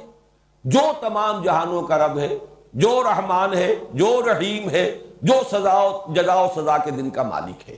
یہ تمام جو آ رہا ہے رب العالمین، یہ بھی اللہ کا بدل ہے یا اللہ کی صفت ہے۔ الرحمن اللہ کی صفت دوم، الرحیم اللہ کی صفت سوم، مالک یوم الدین اللہ کی صفت چہارم، یہ تمام صفات ہیں۔ اصل میں در حقیقت ایک ہی جملہ بنے گا، الحمدللہ رب العالمین الرحمن الرحیم مالک یوم الدین۔ اسی طرح پڑھ رہا جو دوسرا ہے ترازو کا، اس کو لیجئے، اہدنا الصراط المستقیم مکمل جملہ ہے، لیکن اگلی دو آیتیں اسی کے ساتھ جڑیں گی تو جملہ بنے گا، ورنہ وہ اپنی جگہ پر مکمل جملہ نہیں ہے، وہ اسی کے ساتھ. جیسے کہ میں نے آپ کو سورۃ العصر کے ضمن میں بتایا، سورۃ العصر 3 آیات پر مشتمل ہے. مکمل جملہ درمیانی آیت مکمل جملہ ہے، ان الانسان لفی خسر، لیکن والعصر بھی اس کے ساتھ شامل ہوگا تو معنی دے گا. قسم کھائی جا رہی ہے، قسم کس چیز پر کھائی جا رہی ہے؟ ان الانسان لفی خسر. اور تیسری آیت الا الذین آمنوا وعملوا الصالحات وتواصوا بالحق وتواصوا بالصبر، یہ بھی اس درمیانی آیت کے ساتھ جڑے گا تو اس کا مفہوم نکلے گا. استثناء بیان ہو رہا ہے لیکن مستثنی منہ نہ ہو، کس چیز سے مستثنی؟ تو اس کا کوئی مفہوم معین نہیں ہوتا. لہذا ایک ہی جملہ بنا والعصر ان الانسان لفی خسر الا الذین آمنوا وعملوا الصالحات وتواصوا بالحق وتواصوا بالصبر. اسی طریقے سے الحمدللہ رب العالمین الرحمن الرحیم مالک یوم الدین ایک جملہ ہے. اہدنا الصراط المستقیم، اسی صراط المستقیم کی وضاحت ہو رہی ہے. صراط الذین انعمت علیہم اس کا بدل، غیر المغضوب علیہم ولا الضالین یا انعمت علیہم الذین انعمت علیہم کا بدل. جملہ ایک ہی بنا ہے، اہدنا الصراط المستقیم صراط الذین انعمت علیہم غیر المغضوب علیہم ولا الضالین. البتہ درمیانی آیت نمبر 4 جو اس کی اس اعتبار سے اہم ترین آیت ہے، انٹرلاک جہاں ہو رہا ہے، یہ دو حصے آ کر جہاں جڑ رہے ہیں، جو مسافے کی آیت ہے، معاہدے کی آیت ہے، یہ اس ایک آیت میں دو جملے مکمل ہیں. ایاک نعبد و ایاک نستعین، دو جملے ہیں جن کو حرف عطف جوڑ رہا ہے. تو یہ اس کا ہم نے نحوی تجزیہ بھی کر لیا. اب انشاءاللہ کل اصل گفتگو شروع ہوگی. اس سورہ فاتحہ کا اصل مضمون کیا ہے اور اس کا اصل میں کلید اس کی کیا ہے. ہمیں معین کرنا چاہیے کہ اس سورت کا اصل مخاطب ہے کون، بلکہ قرآن مجید کے اصل مخاطب کون ہے. یہ ایک نئے عنوان سے اور نئے انداز میں انشاءاللہ کل گفتگو ہوگی، اور یہ حکمت قرآنی کے لیے ایک بہت بڑی کلید ہے. اس کو اس انداز میں نے آج سے پہلے کبھی بیان نہیں کیا. اس کی طرف ذہن انہی دنوں میں جب کہ میں غور کر رہا تھا، یہ دور ثانی جو شروع کر رہے ہیں، تو انسانی ذہن جو ہے وہ کام کرتا رہتا ہے، تو اس بات کی طرف ذہن منتقل ہوا اصل مخاطب قرآن کے کون ہیں. اس کو معین کر لیں تو قرآن مجید کے حکمت اور فلسفے کے بہت سے پہلو جو ہیں